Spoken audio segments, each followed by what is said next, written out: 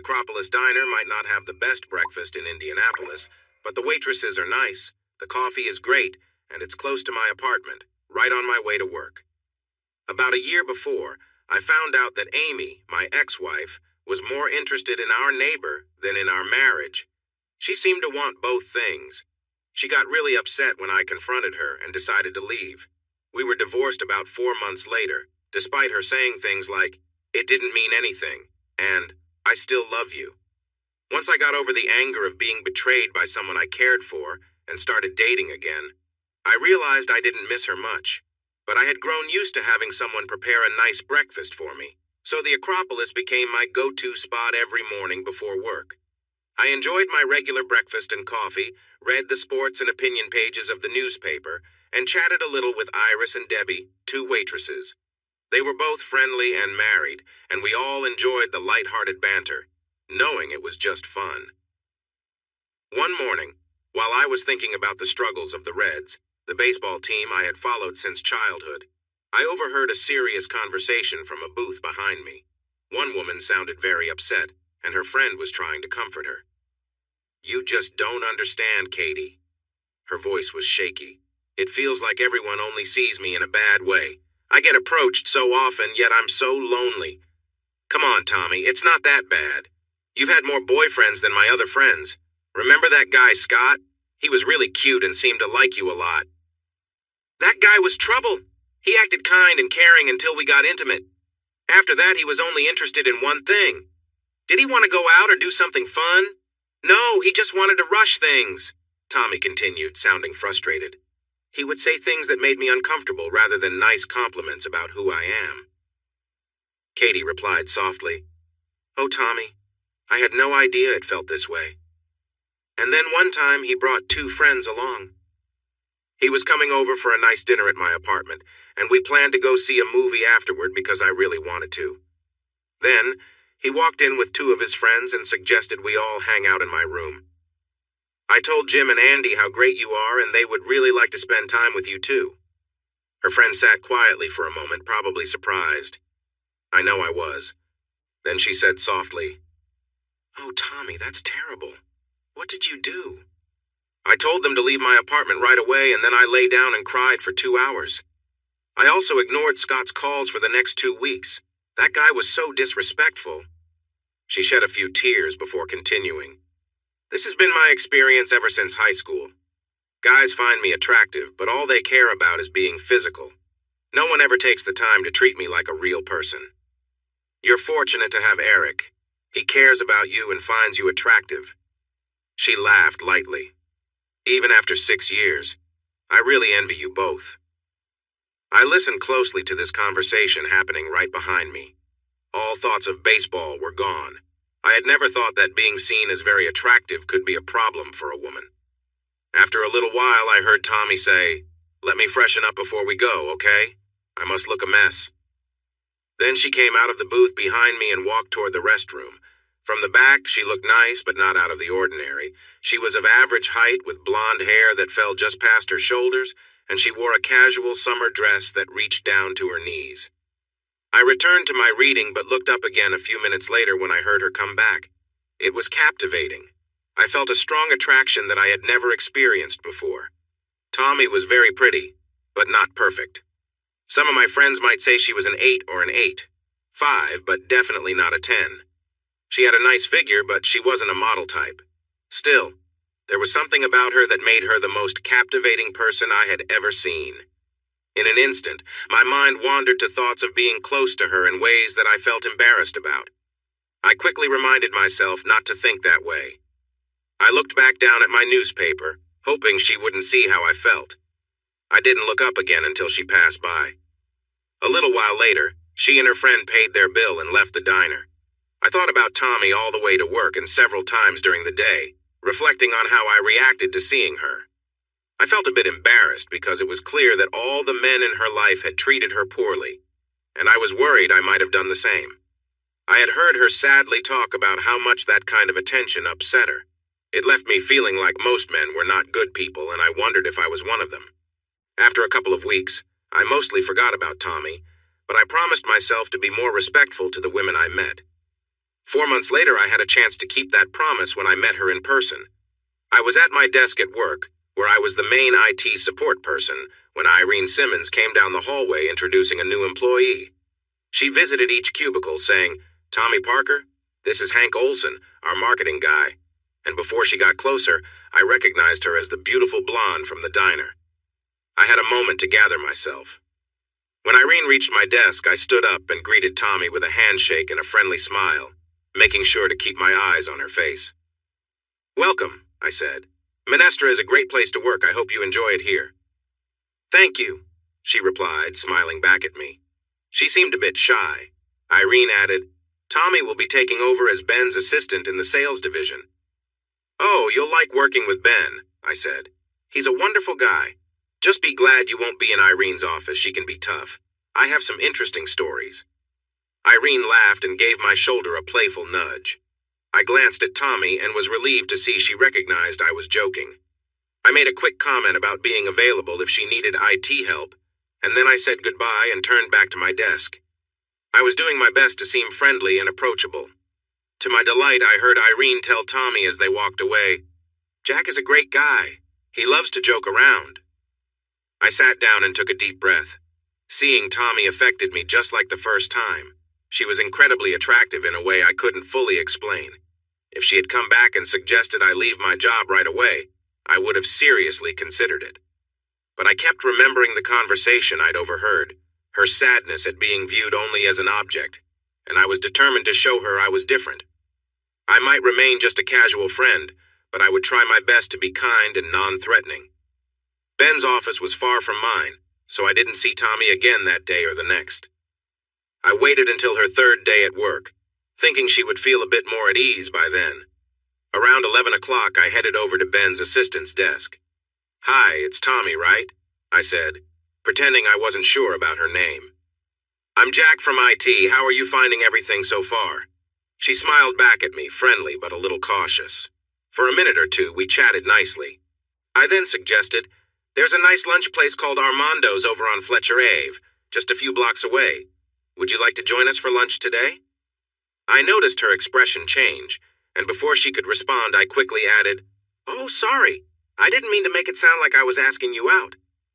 "There's a group of 6 or 7 of us who usually eat there," I explained. "Hank Olson, whom you've met, and 2 women from marketing, along with Irene sometimes and a few others. We'd love for you to join us only if you're free, of course." She seemed to relax, and after thinking for a moment, she replied, "That sounds nice, actually. I don't know this part of downtown very well." "Great," I said. "We usually meet by the elevators around 12:15. See you then?" "Okay," she said, giving me a warm smile. I went back to my office feeling good about our conversation. Tommy joined our lunch group most days, and within a couple of weeks, she fit right in. At first, she was shy and didn't speak much, but she laughed at the jokes among us. As she got more comfortable, she even started to share her own playful comments. There was just one thing that bothered me, though others didn't seem to notice. The men in our group acted a little differently around her. Morty and Ted from accounting couldn't seem to keep their eyes off her. Even Hank Olson, who was happily married, would glance at her when he thought no one was watching. Everyone in our group knew each other well, so there was no obvious flirting. It would have been awkward in that setting. Still, I could sense that the other guys shared the same attraction to Tommy that I had felt when I first saw her. As for me, those feelings were still there, but had changed after I overheard something unsettling that day in the diner. I felt sorry for her, a kind, friendly person who couldn't control how the men reacted to her.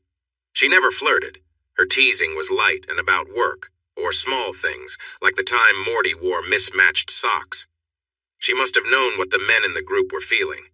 I wondered if the women noticed it too. One day, I overheard Irene and Leanne quietly chatting by the water cooler. "I just don't see what's so special about her," Leanne whispered. "She's pretty, I guess, but why do all the guys seem so fascinated by her?" Leanne was 42 and unmarried, and she could be a bit sharp-tongued. Irene replied gently, "I know what you mean, Leanne, but it's not Tommy's fault. She's friendly, but she dresses modestly, and I've never seen her flirt with anyone. Did you notice how she always sits facing the wall so she doesn't have to deal with the attention from the guys?" Leanne nodded reluctantly. and as I walked by, they shifted to a different topic. A few days later, I walked into the men's room to find Morty and Ted washing their hands. It was clear who they were discussing. "I just can't believe how much she captivates me. It feels like I've never seen a woman before," Ted exclaimed. "I know," Morty agreed. "It's almost embarrassing. Have you had any luck?" "Not a chance. She's always kind, but she's turned me down 4 times. No dinner, no movie, no walks after work, nothing. Maybe she likes women." They both laughed, and Morty added, "That would be a shame." "Hey, Jack," he said, turning to me. "What about you? Have you tried asking Tommy out?" "No," I replied casually. "I haven't asked her out yet. She is kind of pretty, I'll admit." "Pretty? She's amazing," Ted exclaimed. "She's the most attractive person I've ever seen. Honestly, I'd do anything for a chance." I laughed and said, "Thanks for that thought, Ted. Maybe you should just ask her out and see what happens." As I left the men's room, they were still discussing her. I wanted to be a nice guy, to show Tommy that a man could be friendly without trying too hard for her attention. But that didn't mean I didn't find her appealing. Over time, my feelings shifted a little. She was still attractive, but after a few weeks I got used to it, and my strong desire didn't overwhelm me as much. I began to think more about what a wonderful person Tommy was. She was thoughtful and kind, and I genuinely enjoyed spending time with her. I pondered whether I would feel the same way if she were less attractive. That question came to my mind often, but I never found an answer. I noticed how caring she was when Irene's mother passed away unexpectedly. She took time off her work to take Irene out for coffee, showing her support. Tommy was patient too, especially with Connie, who often dominated our group lunches with stories about her boyfriend. Connie was seeing a guy who didn't want to settle down, as people often say, and she talked about him a lot. More than once, Ted, Morty, or I almost told her to either break up with him or commit to him. But Tommy would listen and comfort Connie. She somehow made Connie feel better when the rest of us were growing tired of hearing about it. It was nearly 7 months after Connie started working at Minestra before I seriously considered asking Tommy out. I tried really hard to be respectful. I never stared at her during lunch like the other guys did, and I never made any comments that could be seen as flirtatious. At the same time, I would casually mention dates I had been on with different women, just to show that I had a social life, but no one special at the moment. When Morty joked about whether I was dating much, I would say something like, "Ruth, Allison, or Lily are nice, and we enjoy our time together." I didn't want to come off as too reserved, but I did want to seem like a genuine and respectful guy, not just someone looking for attention. I aimed to keep that impression. I looked for a chance to do something nice. Tommy had mentioned that she used to play the violin and still liked music. So I reached out to my friend Nick in Minneapolis, who loves classical music, and asked him for concert suggestions that a former violinist might enjoy. He recommended a concert with a Brahms symphony and the Tchaikovsky violin concerto. He said any violinist would love the concerto, and most classical music fans enjoyed Brahms. That sounded perfect, so I took his advice, got 2 good tickets, and went to talk to Tommy, telling her a little white lie. She greeted me with a friendly smile when I approached her desk and asked me to hold on while she finished her call. Then she said, "Hey Jack, what's up? Do you need to see Ben today?" "No, actually, Tommy, I was hoping you could help me with something." I kept it casual, avoiding any suggestive comments. "I have an aunt in Phoenix who is retired and spends her time online, keeping in touch with family and sending us helpful advice through email, like reminding us to bring an umbrella if it rains." Tommy laughed, and I continued, "For my birthday, wanting to give me an opportunity for some culture, she sent me 2 tickets to the Indianapolis Symphony. The concert is a week from Friday. It was the Brahms Second Symphony, a Mendelssohn piece, and the Tchaikovsky violin concerto.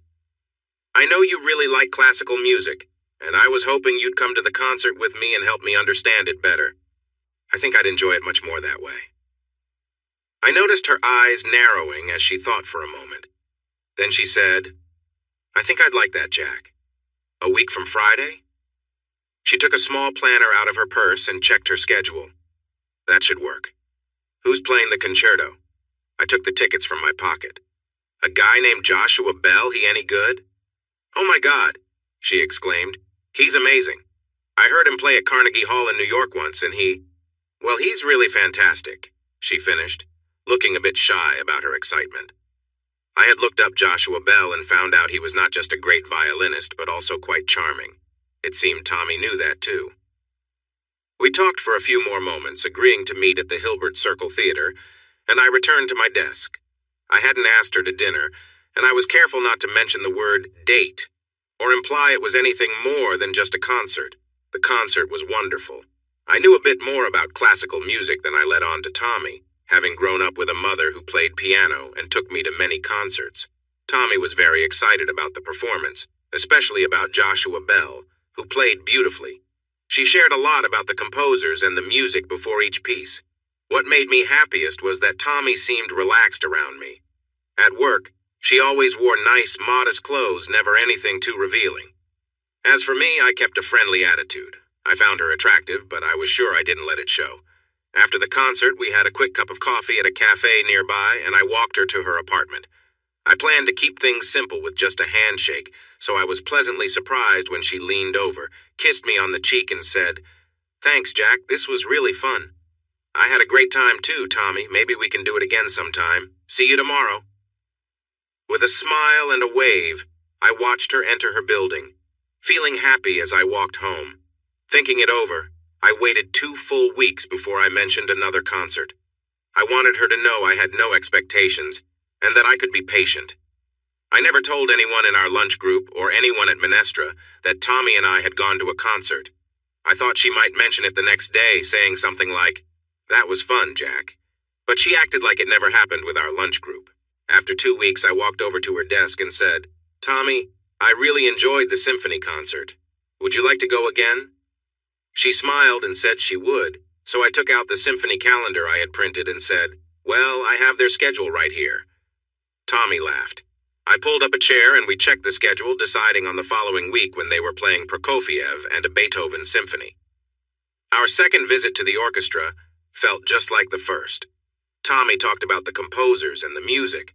We both enjoyed the concert, and we chatted easily. I learned more about her big sister Alice, who married a guy from Canada and lived in Toronto. I shared some funny stories about my job as a lifeguard at a YMCA while going through college and some of the wild things that happened there. During intermission, something interesting happened. I left Tommy for a few minutes to get us Cokes. When I had them, I looked back and saw a very good-looking guy talking with her. Since we weren't officially dating, I knew I had to act relaxed. As I made my way through the crowd, I saw him being very charming, but I couldn't tell how Tommy felt about him. When I finally got to them, I handed Tommy her drink and said to the guy, "Hi, I'm Jack." He replied, "Hello, I'm Renee," clearly not thrilled I had joined them. There was an awkward pause, and then he continued his story to Tommy, probably trying to impress her. But once he noticed Tommy was with someone, he seemed less engaged. After a few more minutes, he nodded to me and told Tommy sincerely how much he enjoyed meeting her before walking away. I wasn't going to say anything, but Tommy rolled her eyes and said, "Somebody seems really impressed with himself." I laughed and said, "And interested in you." He didn't look pleased when I showed up. She sighed, looking a bit frustrated, and said, "Sometimes I just get so tired of guys trying to impress me all the time. It's nice, but it can get really old." I had a quick choice to make. My first thought was to say, "I can see why guys are interested in you, Tommy. You're really beautiful." But I didn't want to seem flirty. I wanted to be honest and friendly, non-threatening was my main goal. So I decided to make a joke instead. "That's funny," I said, pretending to think. "Guys don't really pay attention to me. Maybe a couple of times at the gym." I let my voice fade, looking confused, and Tommy burst out laughing. She laughed so hard that she almost spilled her soda, and I laughed too. It was a nice moment. At the end of the night, I dropped her off at her apartment, and like the first time, she kissed me on the cheek. I wasn't sure if I had ever ended a second date this way before, maybe when I was much younger. But I felt good about it, so I decided not to push it with Tommy. 3 days later, I knew I had made the right choice. Tommy called me in the morning and asked me to stop by her desk before lunch. When I got there, she had the concert schedule out. "How would you feel about the Rite of Spring this time?" she asked right away. That's by Stravinsky, right? I replied. Nice memory, she said. And there's a Bartók piano piece that's a bit unusual but really exciting. We picked the date and I said, you'll get the tickets right after lunch. And listen, Jack? Tommy seemed a little unsure. You've been paying for all the tickets. Well, I laughed, my aunt covered the first set. Okay, but you bought the others. So I thought, how about I make dinner this time? Sure, I said. That sounds great. I eat anything. Steak, seafood, you name it. She laughed and playfully hit my arm. I was thinking of pork and beans from a can. That works for me. Do you want sauerkraut, or should I bring some? When I arrived at Tommy's apartment, I noticed she seemed a bit nervous, which made me feel good. If she saw me just as a friend and concert buddy, she wouldn't be nervous having me over. I had thought about bringing flowers, but chose a big chocolate cake instead. Flowers felt too much like asking someone out, which I wanted to avoid. She opened the box and exclaimed, "Wow, this looks amazing and rich. I'll need to work out more this weekend, but it's worth it. Thanks, Jack." She had cooked us chicken cacciatore with pasta and made a lovely salad. It was delicious, and it was clear she had put a lot of thought into it. Another good sign. As soon as we sat down, I started asking her questions about Bartók and Stravinsky, which helped her relax. We chatted, ate, and laughed before we realized it. We were close to missing the concert. "Oh no," Tommy said, glancing at the clock. "We should hurry." "I'm sorry, Jack, we didn't even get to the cake." "How about if we come back and have dessert afterward?" That sounded great to me. "Sure, Tommy, just grab your coat." I cleaned up the dishes and left them by the sink in her kitchen, and we stepped outside. Stravinsky's Rite of Spring was not really my favorite. Picture 100 musicians on stage, all playing loudly and trying to outdo each other for over half an hour. I wouldn't mind if I didn't hear that again soon. But the Bartók piano concerto was enjoyable, and being with Tommy, my main reason for being there, was wonderful. She seemed more relaxed and happy with me than ever, laughing and joking, sometimes touching my arm. During intermission, when I went to get sodas, I noticed her. In just a short time, 3 guys approached her, but she sent them away. To my surprise, she came to join me in line, and we chatted about the music while we waited. On our walk back to her apartment after the concert, Tommy's cheerful mood shifted. She became quiet and a bit distant, and I suspected what was troubling her. When we were half a block away, I said, "Listen, Tommy, it's getting late. Should we skip dessert tonight and save it for another time?" She stopped and looked at me seriously. "No, Jack, it's..." Holding my hand, she said, "I'd like you to come up, but Jack, I'm not going to sleep with you." For a moment, I wanted to respond playfully, but I took a deep breath. Instead, I smiled and said, "That's fine, Tommy." After a moment, I added, "I would just be really disappointed to go home without a piece of that cake." That made her laugh, which eased the tension. Once we were inside, I headed straight for the sink to wash the dishes. Tommy looked surprised, but then smiled and said, "Well, you certainly are full of surprises." While I finished the dishes, she put away the leftovers, made coffee, and cut us some cake. We sat at the table eating it, talking about Bartók, Stravinsky, and some amusing stories about our co-workers.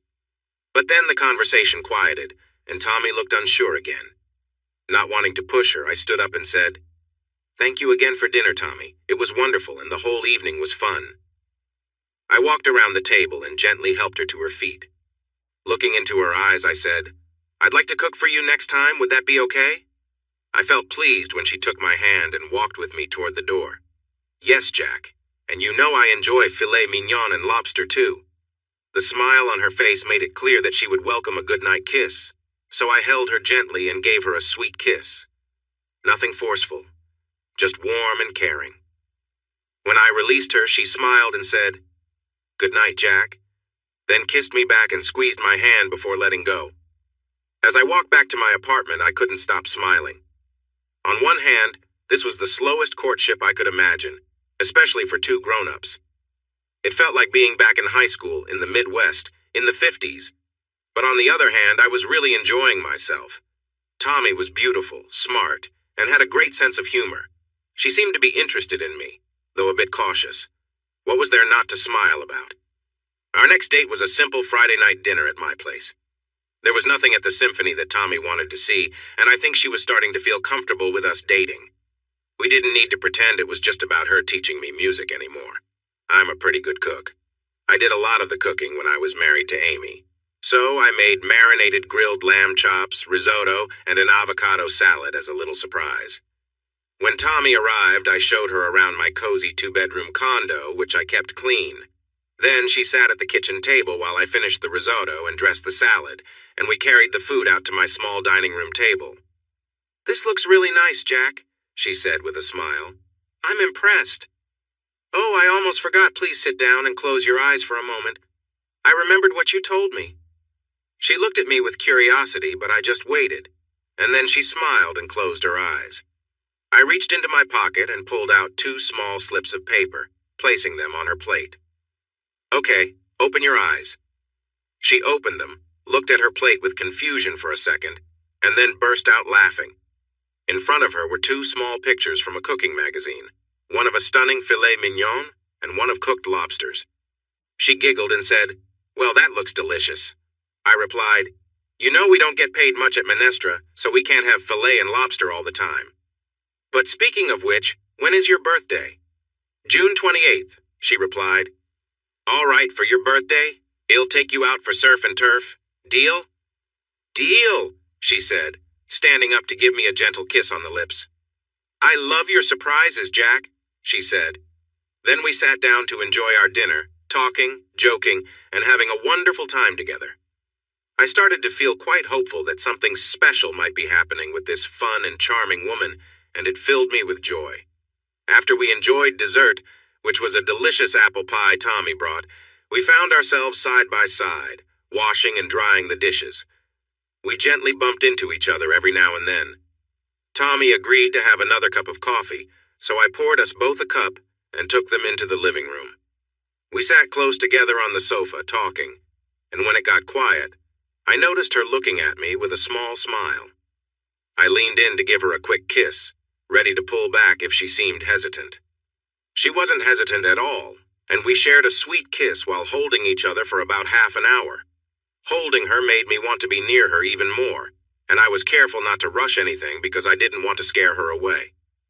Finally, I thought it was the right moment, so I softly moved my hand down her arm, touching her gently. At first, she seemed to enjoy it and kissed me a bit more, but then after a moment she pulled back with a worried look on her face. I paused as tears began to fill her eyes. "Jack, I'm sorry, Shh, I said, bringing her back to me, resting her head on my shoulder. "It's okay. I love just being here with you." She relaxed a little bit, and I began to rub her head gently. I learned this from my dad when I was a kid. There's something wonderful about a gentle head rub. It can be so calming. I used to enjoy it when he did it for me, especially when I had trouble sleeping. I noticed that many women appreciated this too. It wasn't a way to win someone's affection exactly, but it felt like a kind and caring way to connect. I continued to rub Tommy's head for a few minutes, and she relaxed against me. Then, I shifted her so she could lie down with her head on my lap, letting me use both hands to gently massage her scalp. She made little happy sounds as I moved my fingers through her hair. I kept massaging for a while, and when I finally slowed down, she looked so peaceful, nearly falling asleep against my leg. Did I still have feelings for her? Absolutely. But in that moment, I felt very content. We stayed that way for a long time as I gently played with her hair. Around 10:45, I quietly said, "Tommy, it's getting a little late." She sat up looking a bit dazed and said, "Wow, I think I dozed off." She stretched, fixed her hair, and then looked at me with a serious expression. "Jack, that was the nicest thing any man has ever done for me. Come here." She reached for me and pulled me into her arms, giving me a warm kiss. After a moment, we found ourselves kissing again, this time with more urgency. She stood up, helping me to my feet as we continued to embrace until she asked, "So, when you showed me around, Jack?" "Yes?" I wasn't sure where she was going with this. Then she smiled and said, "I didn't really see your bedroom well. Can I check it out again?" What can I say about Tommy's first night with me? On one hand, it was like many first nights. On the other hand, it was truly amazing. We didn't do anything too unusual. We shared moments of closeness, lying on the bed and enjoying each other's company. I had been wanting to be with Tommy for a long time, so I was really eager. The first time we connected felt almost magical. We took a moment to prepare, which sometimes interrupts the mood, but we managed to keep it flowing. I felt joyful, and she smiled back at me as we grew even closer. It was all about the feelings we shared in that moment. Afterward, as I lay next to her, catching my breath and looking at her happy face, I wanted to tell her how long I had wanted this. Instead, I said, "Tommy, you are so beautiful. I'm really glad you're here with me." She smiled, kissed my shoulder, and snuggled closer. Tommy stayed overnight, and we shared another quiet moment together in the middle of the night. It wasn't as wild, but it was just as wonderful, filled with soft kisses before we drifted off to sleep. The next morning, I was bringing coffee back into the room, wearing only my boxers, when Tommy opened one eye and smiled at me. "Oh my God, that looks nice," she said. And I asked, "Me or the coffee?" "Both, actually, but I meant the coffee," she said. We enjoyed our drinks, sitting comfortably together against the headboard. I asked, "What do you want to do today? How about packing a picnic and heading to Brookside Park?" Tommy looked thoughtful, an expression I couldn't quite place, and then she asked, "Can I take a shower, Jack? Then we can talk." I got her a towel, gave her my bathrobe, and took her breakfast order. When she came out, looking and smelling great, we had fried eggs, English muffins, orange juice, and more coffee. I hoped she would ask me to marry her right then, but she just smiled and said, "Wow, that looks nice." "Go ahead and start. I'll be just a second." I took a quick shower, put on some shorts and a t-shirt, and hurried back to the kitchen. "So," I said while we were eating, "what do you think about a picnic? Or would you rather do something else? We could rent bikes and ride around or go to a movie." She looked a bit uncertain and said, "I'm not sure I'm ready for that, Jack. I mean, spending another day together." I must have looked confused. She sighed and continued, "It's a long story and not one I'm ready to share right now. Let's just say I'm feeling cautious. I've had some bad experiences before and—" She paused, as if trying to find the right words. I smiled at her, hoping to reassure her. "It's okay, Tommy. I'd much rather take our time and get it right. But you need to listen to me for a minute, all right?" She could see I was serious and looked into my eyes. "Yes, Jack. Of course, what is it?" This was not just a one-time thing for me. I wasn't just trying to rush things. I really like you and enjoy spending time with you. I hope we can do more of it. Understand? I added a playful scowl, and she gave me a lovely smile. "Yes, sir," she said, giving me a playful salute. "And Jack, it's not that I thought that about you. It's just that I haven't trusted my instincts lately." "As long as you don't give up on me," I replied. "I can go as slowly as you want."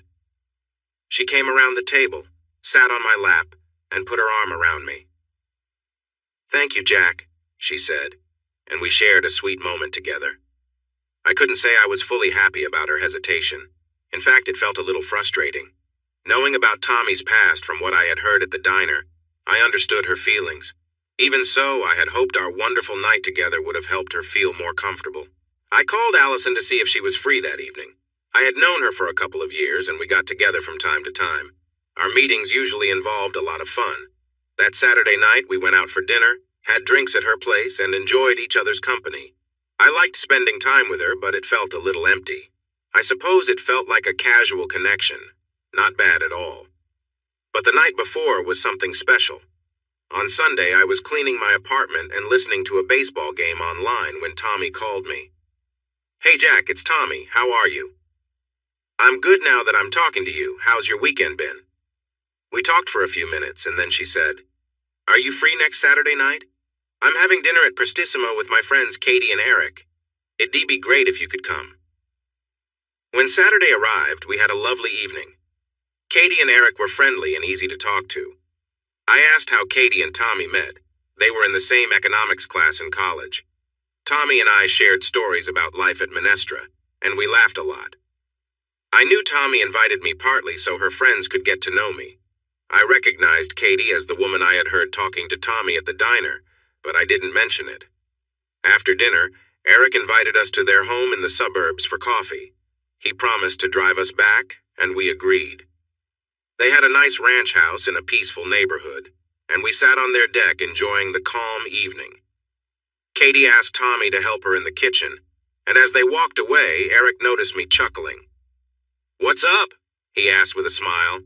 I replied, "I don't always understand women, but I have a pretty good idea of what's happening here."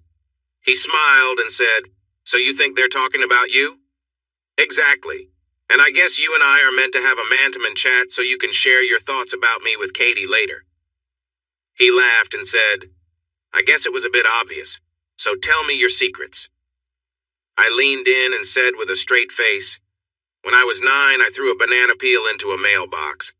Eric burst out laughing. "Really?" I nodded, and soon we were sharing stories about silly or risky things we did as kids. He was laid back and funny, and I really enjoyed talking with him. When Eric dropped us off at Tommy's apartment, we stood outside and talked for a moment after he left. "How did I do?" I asked. She seemed a little shy. "Was it that obvious?" "No, but I figured you wanted to know what they thought of me.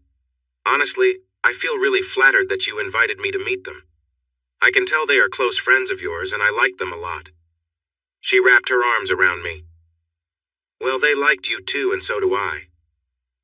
She gave me a kiss and then another one. "Do you want to come up?" I replied carefully. "Only if you want. If tonight doesn't feel right, we can wait." In a soft voice, she said, "That was the perfect answer. It feels right to me."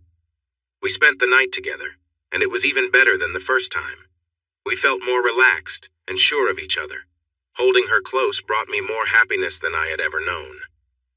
In the morning, we showered together. Then Tommy made us breakfast, and we talked and enjoyed our meal until about 1 p.m. I was getting ready to leave since she had plans with a friend later that afternoon when she came up behind me as I buttoned my shirt and wrapped her arms around me. "Can I ask you something?" "Of course," I said as I turned to face her. She looked a bit unsure. I kissed her on the forehead and we sat on the bed together. "Jack, I haven't—" I waited, and she continued. "We haven't really talked about what we're doing, what we mean to each other." I said, "Well, I think we're just getting to know each other, and I'm enjoying every minute. I think you're amazing, Tommy, just so you know." She smiled, but still looked a little worried. "So, are you comfortable with, "Oh, Jack, what I'm trying to say is, are we becoming a couple? Are we exclusive?" Before I could respond, she went on, "Because I really can't handle a casual relationship. Opening up to someone is not easy for me, and I took her hand. If you're asking what I want, I'd like us to be a couple, an exclusive." I chuckled and knelt down, saying, "How about we say we're going steady? Tommy, will you go steady with me?" "Don't tease, Jack." I apologize it was a playful moment, but I want to be someone special in your life for as long as you'll have me. There won't be anyone else for me. "That's exactly what I want too," she said seriously, looking deeply into my eyes. We kissed for a few moments to seal our feelings. On Monday at lunch, things felt different. Tommy seemed to have made a decision. She greeted me with a warm smile when we met at the elevators, and at the restaurant she made sure we sat next to each other. I liked this new vibe, but at first we didn't say much to the others. The usual talk about work filled the air, discussing canceled bonuses because of the economy and how the management didn't appreciate our hard work. Then Connie began lamenting about how dull Indianapolis was, how there was nothing to do, and we should all move to Chicago or New York. This was something she often complained about. Tommy simply said, "Oh, I don't know. I really don't think it's so bad." "The symphony is great," she continued. "Jack and I have been to several concerts, and they were wonderful." Everyone fell silent for a moment, then began teasing at once. "Oh my God, they're a couple. Are you guys really together? How did you ever get her to date you, Jack? Why would you waste your time with someone like him?" And so on. Tommy took my hand, and we smiled at each other, accepting the friendly teasing patiently, most of it directed at me, of course. Finally, I joked, "What can I say? I just swept her off her feet." Tommy playfully hit my arm when I said that. You all have missed my many great qualities, but Tommy clearly sees what you don't. Laughter and cheers followed, while Tommy gave me a sweet kiss on the cheek. After that day, I had to deal with some playful teasing from my male coworkers for a few weeks. The next day, Monty caught me in the restroom and wouldn't let up. Are you really dating her? What's that like, Jack? How do you even focus at work? He kept going on and on. Come on, Monty, I replied. Do you honestly think I'm going to discuss any of that with you? Tommy is a wonderful person and I care about her a lot. That's private, not your business. Is she really as amazing as she seems? She must be something special, right? He had no intention of stopping despite what I said. I heard similar teasing from a few other coworkers, but I never shared anything with them. I can tell you exactly how long things were wonderful. 7 weeks. They were more than just good. They were fantastic. Tommy and I saw each other a lot, spending 3 or 4 nights a week at each other's places. Most weekends, we were together the whole time. We went out to eat, rented bikes, hung out with Eric and Katie or other friends, went to the movies, and talked for hours. We did everything you do when you're really fond of someone you're falling for. We might have even held hands and run through a park, carefree and happy. We were close, too. Tommy was not overly loud or wild. Our time together was a mix of gentle moments and lively ones, but there was always a sense of warmth in it. For her, I think it's just who she is. For me, it was mainly because I was falling in love with her.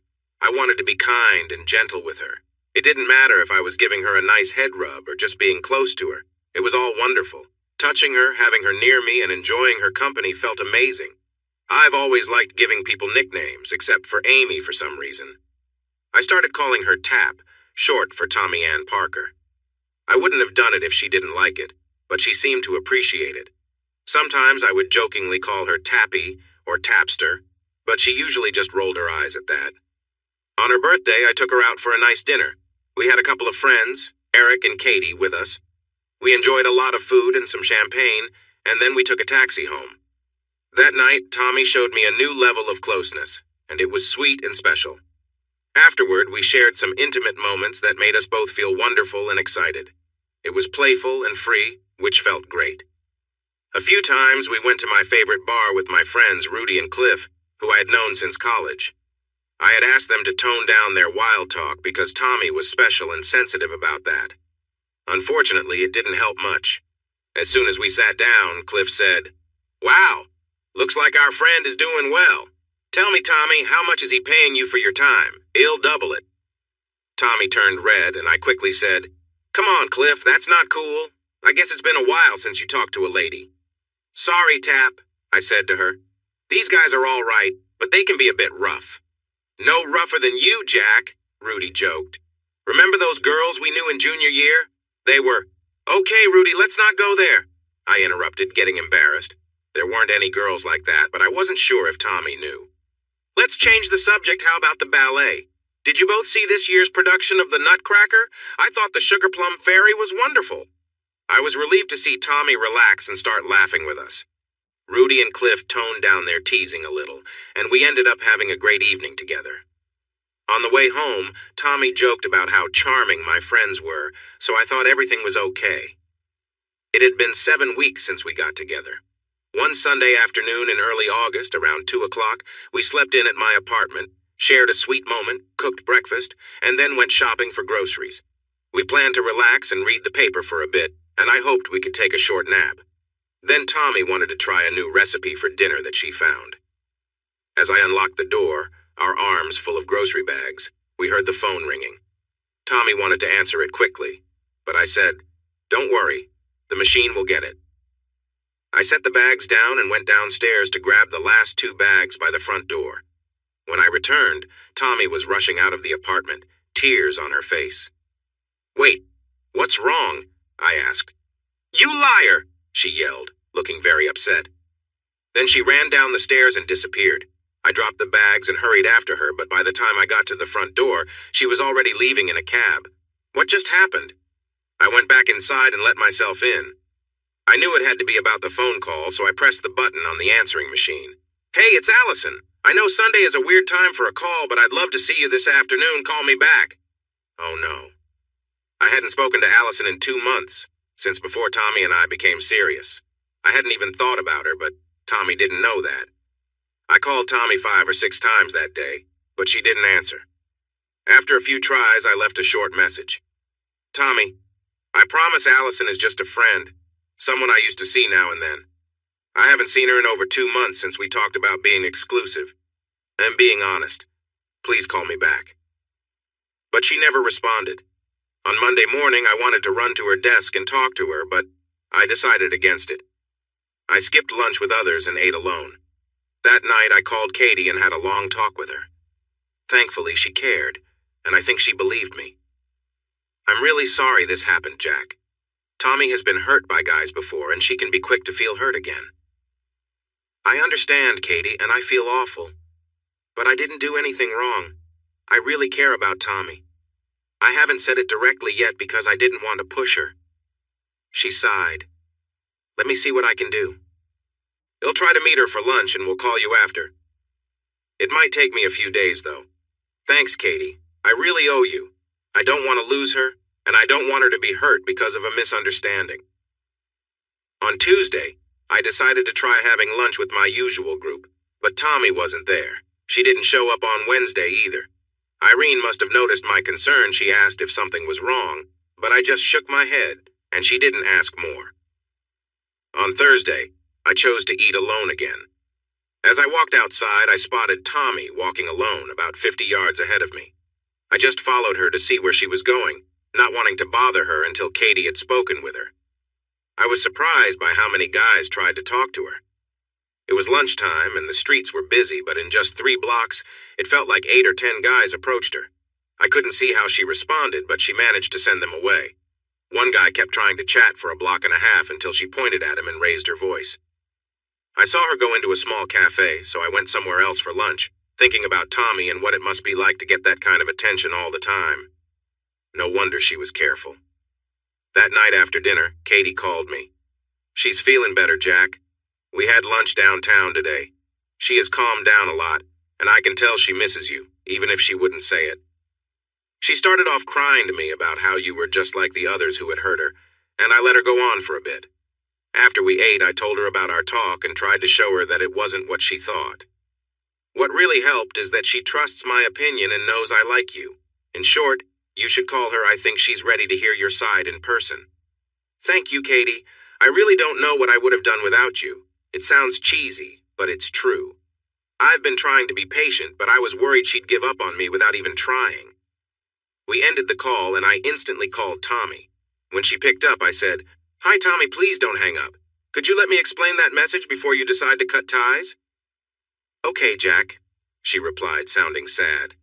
"Katie made me realize I should at least talk to you. Why don't we grab lunch tomorrow?"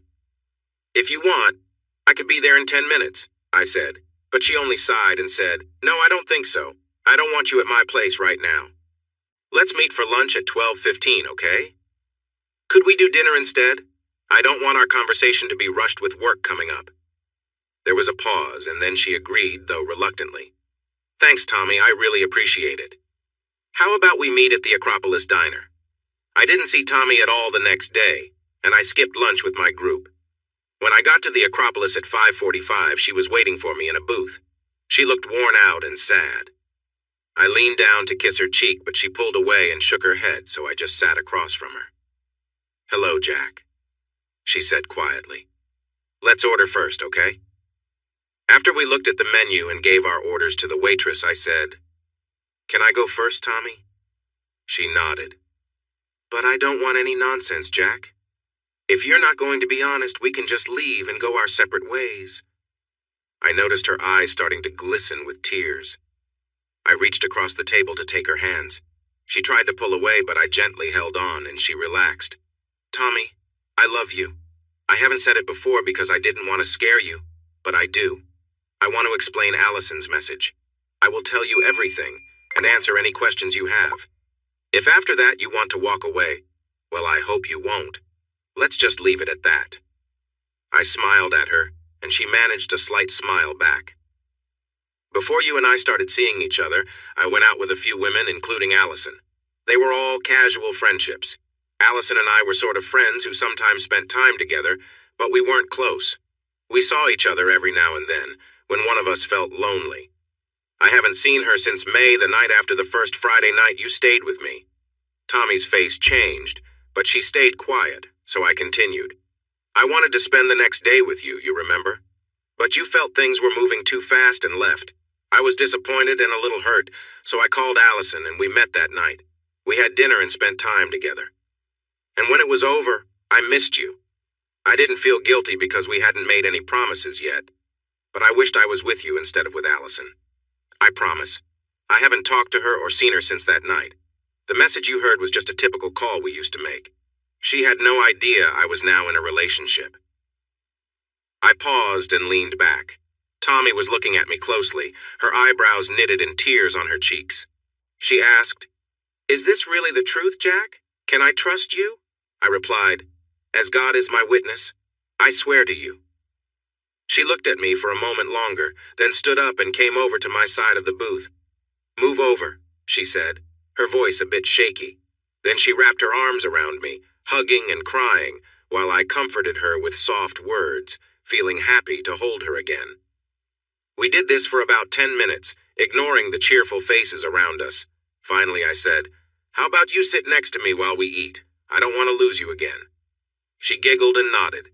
We sat side by side, bumping thighs and elbows while we talked about everything that had happened, how we missed each other, and how silly it was to let a misunderstanding make us upset for so long. When dessert time came, Tommy said she was full, but I insisted on ordering 2 big pieces of the chocolate cake like the one I had brought on our first dinner date. "Now go sit across from me because I have a couple of things to tell you." She looked surprised, and I quickly said, "Just little things, I promise." I took her hands and said, "I promise I will never lie to you, but I did tell you a small lie once and I need to tell you about it." With a sad look, I explained, "My aunt didn't send me those orchestra tickets. I bought them because I hoped you would go out with me." Tommy smiled and teased, "That's terrible. Your punishment is paying the bill." "I plan to do that anyway. How about my punishment is taking you somewhere nice for dinner this weekend?" She agreed. Then I continued, "That was my first and only lie to you. But there's more. When we met at Menestra, that wasn't the first time I saw you." "Really? I don't remember seeing you before." "It was here, at the Acropolis. That's why I wanted to come back here tonight." I shared my whole story, explaining how drawn to her I felt, and the conversation I'd overheard between her and Katie. "I heard you talk about how hard it was to be treated poorly and how badly the men around you had acted. When I saw you, I was amazed and a little ashamed. After that day, I promised myself I wouldn't be the kind of person who treated women badly. When we met at Menestra, I wanted to show you I was a good, honest guy, not someone only focused on getting close to you.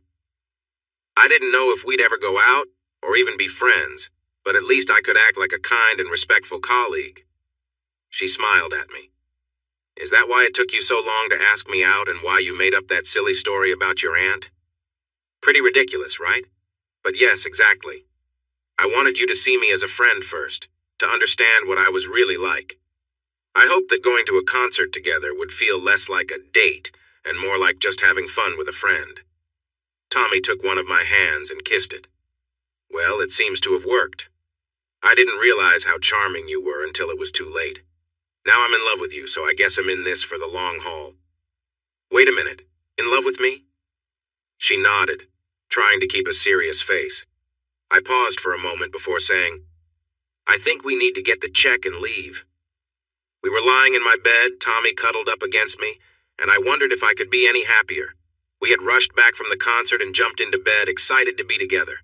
Afterward, we rested, cuddled, and kissed, and shared gentle moments again, filled with whispers and soft promises. Tonight was special because it was the first time we had said, "I love you," and it felt important to both of us. "Hey," she said softly, "are you asleep?" "Not yet," I replied, pretending to snore. She poked me. "I'm serious, Jack. I need to talk to you, but we can wait until morning if you prefer." "No, I'm awake." I shifted, sitting up against the headboard with a pillow behind me. "This sounds important." "It is. Well, not bad important. but I need to share some things about my past. You might know a bit from what I spoke about with Katie, but I want to tell you everything so you'll understand why I reacted the way I did when I heard the message on your machine. I kissed her forehead. I will listen to whatever you want to share. You don't have to if you're not ready, but I'm here. Okay. Some of this you might have guessed. By the time I was 13, I was already getting a lot of attention from guys, way more than my 16-year-old sister Alice. I really didn't know how to handle it, and Alice wasn't helpful. She was more jealous than supportive. My parents didn't notice anything either. I felt like I was going through it all alone. Like many teenage girls, she just wanted to fit in and was flattered by the attention from boys. Unfortunately, that led to some tough experiences with people she thought were friends. But what happened later was perhaps even harder to share. In my senior year, I faced a really difficult situation with a friend's father. He was tall and good-looking, and we all thought he was charming. He was always nice to Rita's friends, and her house was our favorite place to hang out. We often had pizza parties and sometimes spent the night there. One night during a sleepover, he sat with us girls and had a drink. There were about 5 of us. Rita's mom was away visiting her grandmother. Eventually, we all fell asleep. In the middle of the night, Rita's dad woke me up and said he needed to talk. I was tired and a bit dizzy. He took me to his room, sat next to me on the bed, and said I was special. He told me I was not just pretty, but also smart and caring. He said I was the only person who understood him. He felt like his wife was too busy with her own work to pay attention to him anymore. Tommy looked at me. I know this sounds like a usual story, Jack, but I was just 18 then, and it was all new to me. He was a handsome older man that I liked. He started to kiss me, and I felt excited. We were close for a while, and I was really happy. We spent time together for hours. I thought it was special. In the morning, I quietly went back to the room where the other girls were sleeping. After that, we met whenever we could for about 4 months. I thought I was in love. He hinted that he might want to be with me, and I got carried away with that idea. I was naive. Thankfully, he had taken some steps regarding fatherhood, so I didn't think about that side of things. We kept everything a secret from his wife and from Rita. We would meet in motels or at his house when Rita and her mom were busy. He enjoyed being with someone who was still learning about relationships. We explored new things together, even though some didn't feel right for me. Then one day, I went over to do some studying with Rita after school, and when I rang the doorbell, her mom opened the door.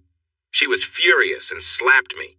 She called me names and told me to leave and never come back. The next day at school, Rita wouldn't speak to me. Even worse, she told everyone that I had been with her dad. She was really hurt, but she took it out on me instead of him. I later found out her mom kicked him out, and they got divorced about a year later. This time, even my parents heard about it because Rita's mom called them and yelled.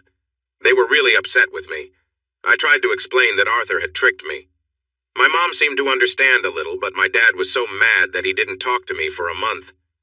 My last year of high school was a real struggle. The other kids made my life really hard, and some male teachers acted inappropriately toward me. I had to warn them I'd tell the principal if they didn't stop bothering me.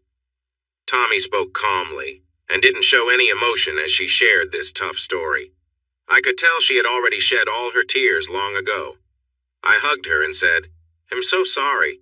That sounds really terrible." She smiled a little and said, "It wasn't great. You've heard most of it, but I can share the rest quickly." "There's more?" "Oh yeah, college." She paused for a moment before continuing. "You know I transferred, right? I spent a year and a half at Ball State and then finished at Indiana University?" I nodded. "Well, there was a reason.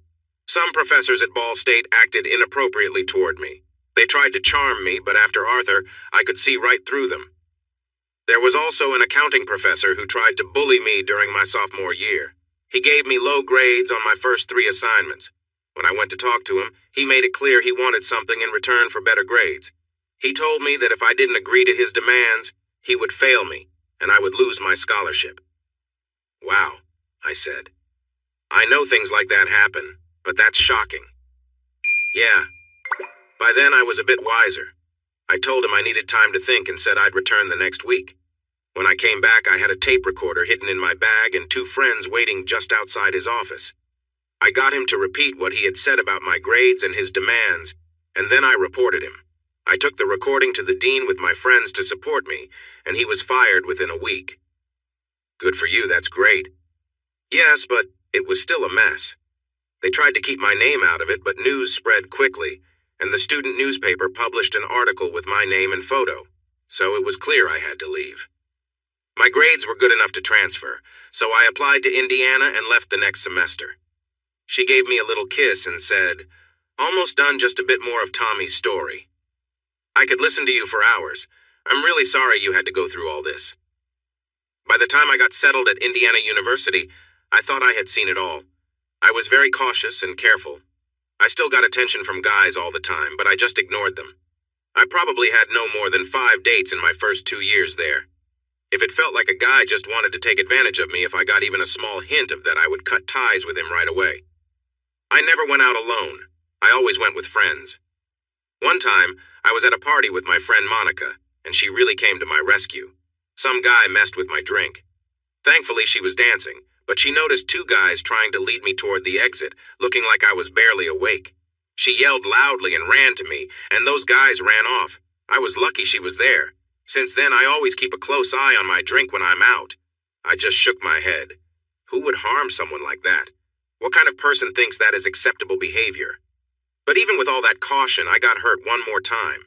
In my senior year, there was a grad student named Rick. My roommate introduced us at the student center. He had been her teaching assistant, and she thought he was a great guy. We dated for a couple of months, and he never pressured me for anything, always saying, "Whenever you're ready." Finally, I let my guard down and we became intimate. That's all he seemed to care about, day and night. I could hardly focus on studying. He had an apartment off campus, and I spent most of my time there. After about 2 months of this, he suddenly ended things with me. He broke my heart, saying, "It was fun, but I don't think we're meant to be." 2 weeks later, I saw him at a campus pub acting all sweet with someone else. Once more, I gently pulled her close and held her silently. "Nothing really special about that last story," she said.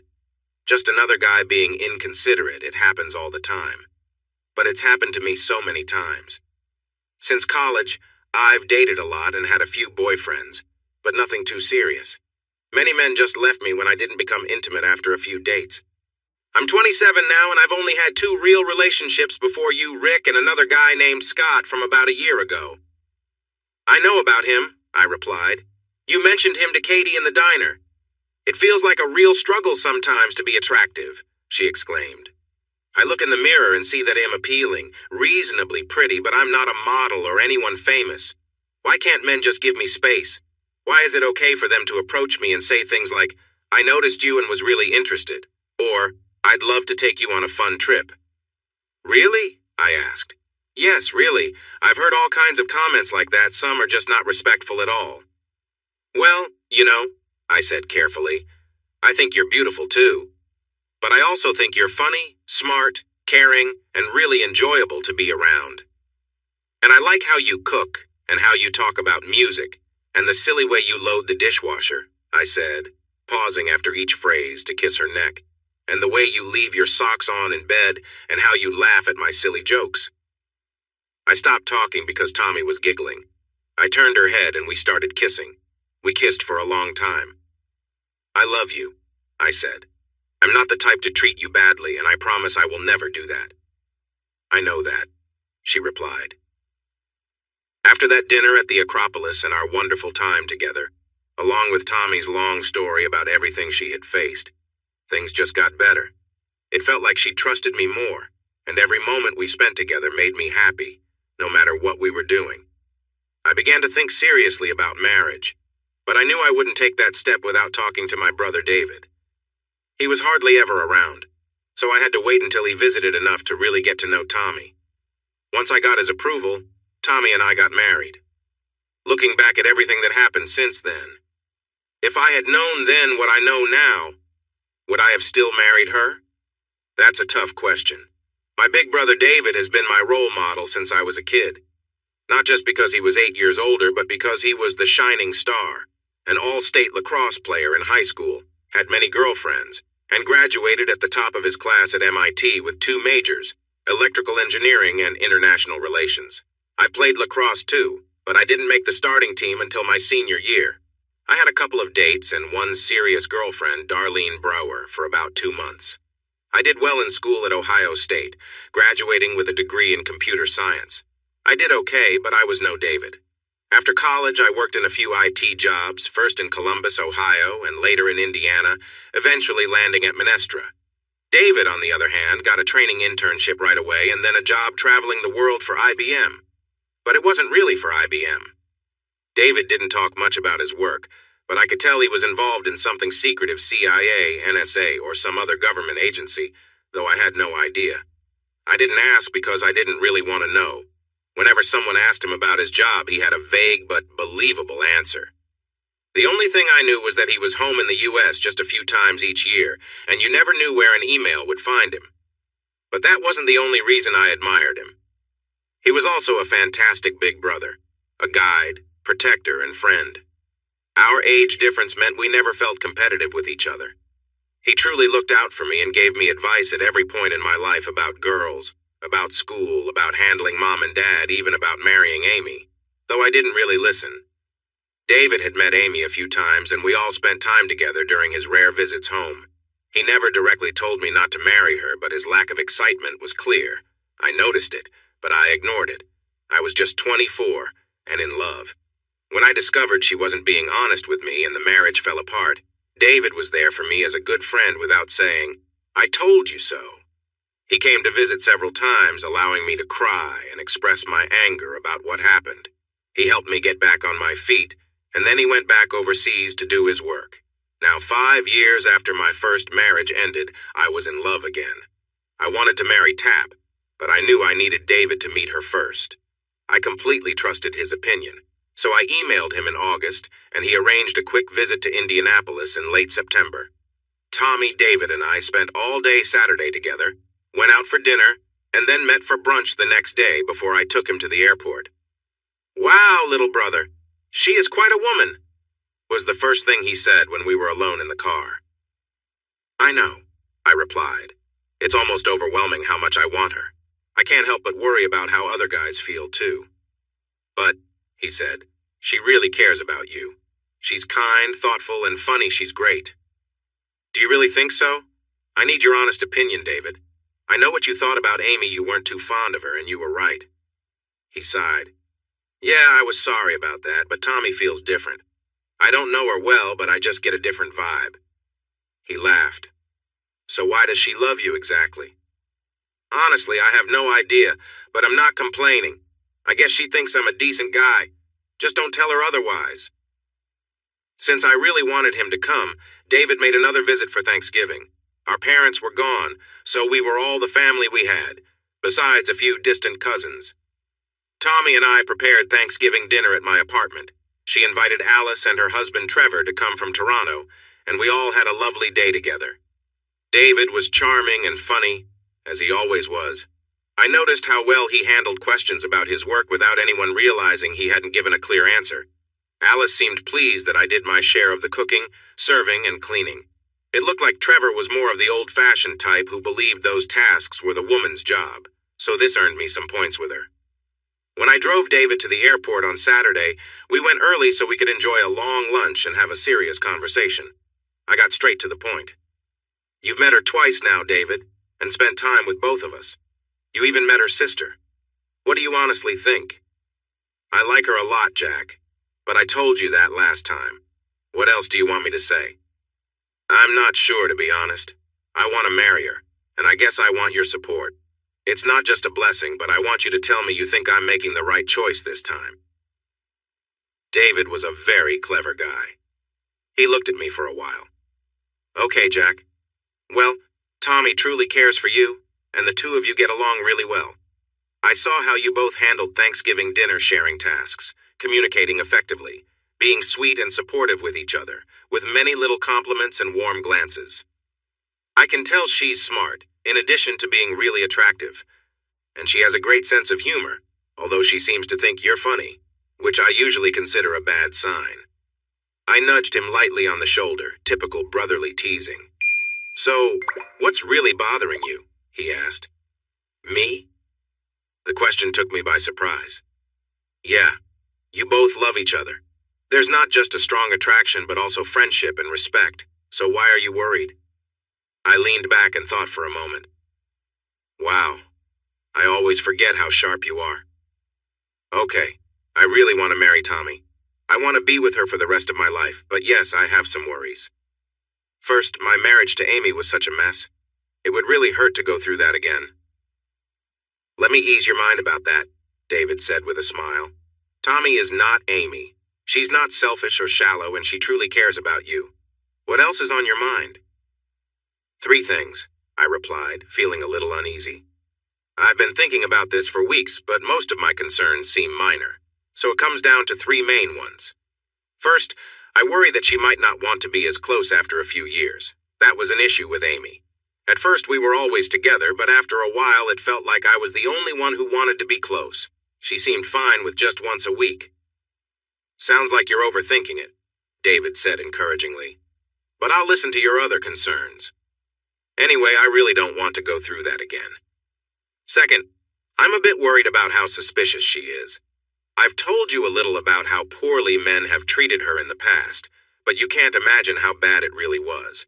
We almost broke up after 2 months because of a message she heard from an old friend of mine. It took her friend Katie to help calm her down enough to listen to my side. And I worry that something similar might happen again, some small thing that could upset her. So that's 2. The last point is how attractive she is. Men are drawn to her in a way that's hard to believe. I once followed her down the street and saw how many guys tried to talk to her. It's not that I don't trust her. I do. I know she loves me and is not looking around. It's just that if, after a few years, she gets a bit bored with me, or we have a fight and she gets upset, there will always be some good-looking guy around trying to get her attention. One thing I appreciate about my brother is that he thinks carefully before speaking. I watched him listen and reflect, and we ate in silence for a few minutes before he responded. Well, he said, about the first point, I'm not the best person to help you there. I've never been married or had a relationship last more than a few months. Really? No Natasha in Smolensk? No Anna in Azerbaijan? Or maybe a Louisa in Venice? I'm impressed, Jack. That's more geography than I expected from you. But no, I don't have any long-term relationships. But I think that if 2 people are married and love each other, and they talk well with each other, they should be able to work things out. It's all about compromise, right? Like one person likes the window open while the other one likes it closed. You find a way to deal with it. I don't know, sometimes you have to handle things on your own, or she can help in other ways. And sometimes maybe she's just tired or not really in the mood, but she does things with you because she cares. He thought for a bit. I don't see the third point as a deal breaker either. I mean, I agree that Tommy is very attractive. He looked at me. There's something special about her. If she weren't with you, I can see myself liking her too. So I understand your concern. But as long as she loves you and is happy, she's probably seen all kinds of guys trying to flirt with her and knows how to handle them. So unless things go wrong in your marriage or you do something foolish to mess it up, he said with a grin, the fact that other guys find her attractive shouldn't really matter. But her suspicions, that sounds tougher. She needs to really trust you, Jack, if this marriage is going to work.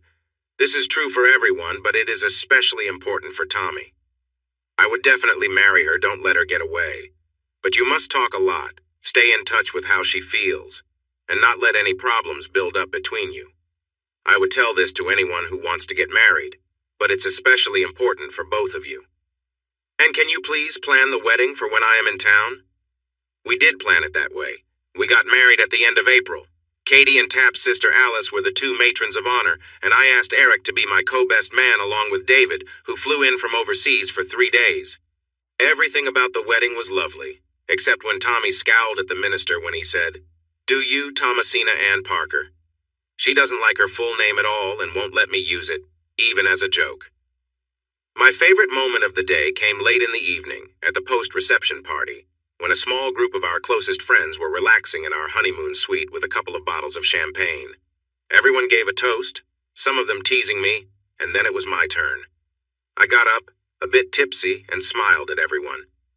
I know you all think I'm going to say something sappy about my new bride, how beautiful, kind, smart, and funny she is, and how I will do everything I can to make her as happy as she makes me. There were groans, ahs, and some playful laughter in response. But before I get to that part, I want to raise a glass to Katie and Eric Tommy's friends, and now mine, two people I really respect and trust. They are an unusual couple, very different from each other, and it's hard to see how they stay together. I had a smile on my face, and my friends started to sense a funny story was coming. In the last 2 days, each of them took the time to talk to me about Tommy Katie's. Words were vague, while Eric's were very clear. It was actually quite amusing. Katie said to me, "What was it?" "Oh, yes. Katie said I better take good care of Tommy or I'd be in trouble." Very general, right? But Eric said, "Jack, if you ever hurt Tommy, you'll regret it." Laughter erupted in the room, and I raised my glass over the noise, saying, "Here's to Tommy's two great friends and protectors." Were we happily married? Yes and no. For the first 4 years, yes. I was happy almost beyond my wildest dreams, but I believe Tommy was happy too. But after that, over a year and a half or 2 years, it just seemed to fade away, gradually, and I couldn't make it stop. Our honeymoon in Cancun was wonderful. Coming home and starting our life together as husband and wife was great. Buying a house close to Katie and Eric and settling in together felt perfect. I don't know how to say it without using common phrases. Tommy made me feel whole. I woke up every day smiling, seeing her head on the pillow next to me. I knew we'd have breakfast together, drive to work together, and often share lunch. Then we would come home and enjoy our evenings together.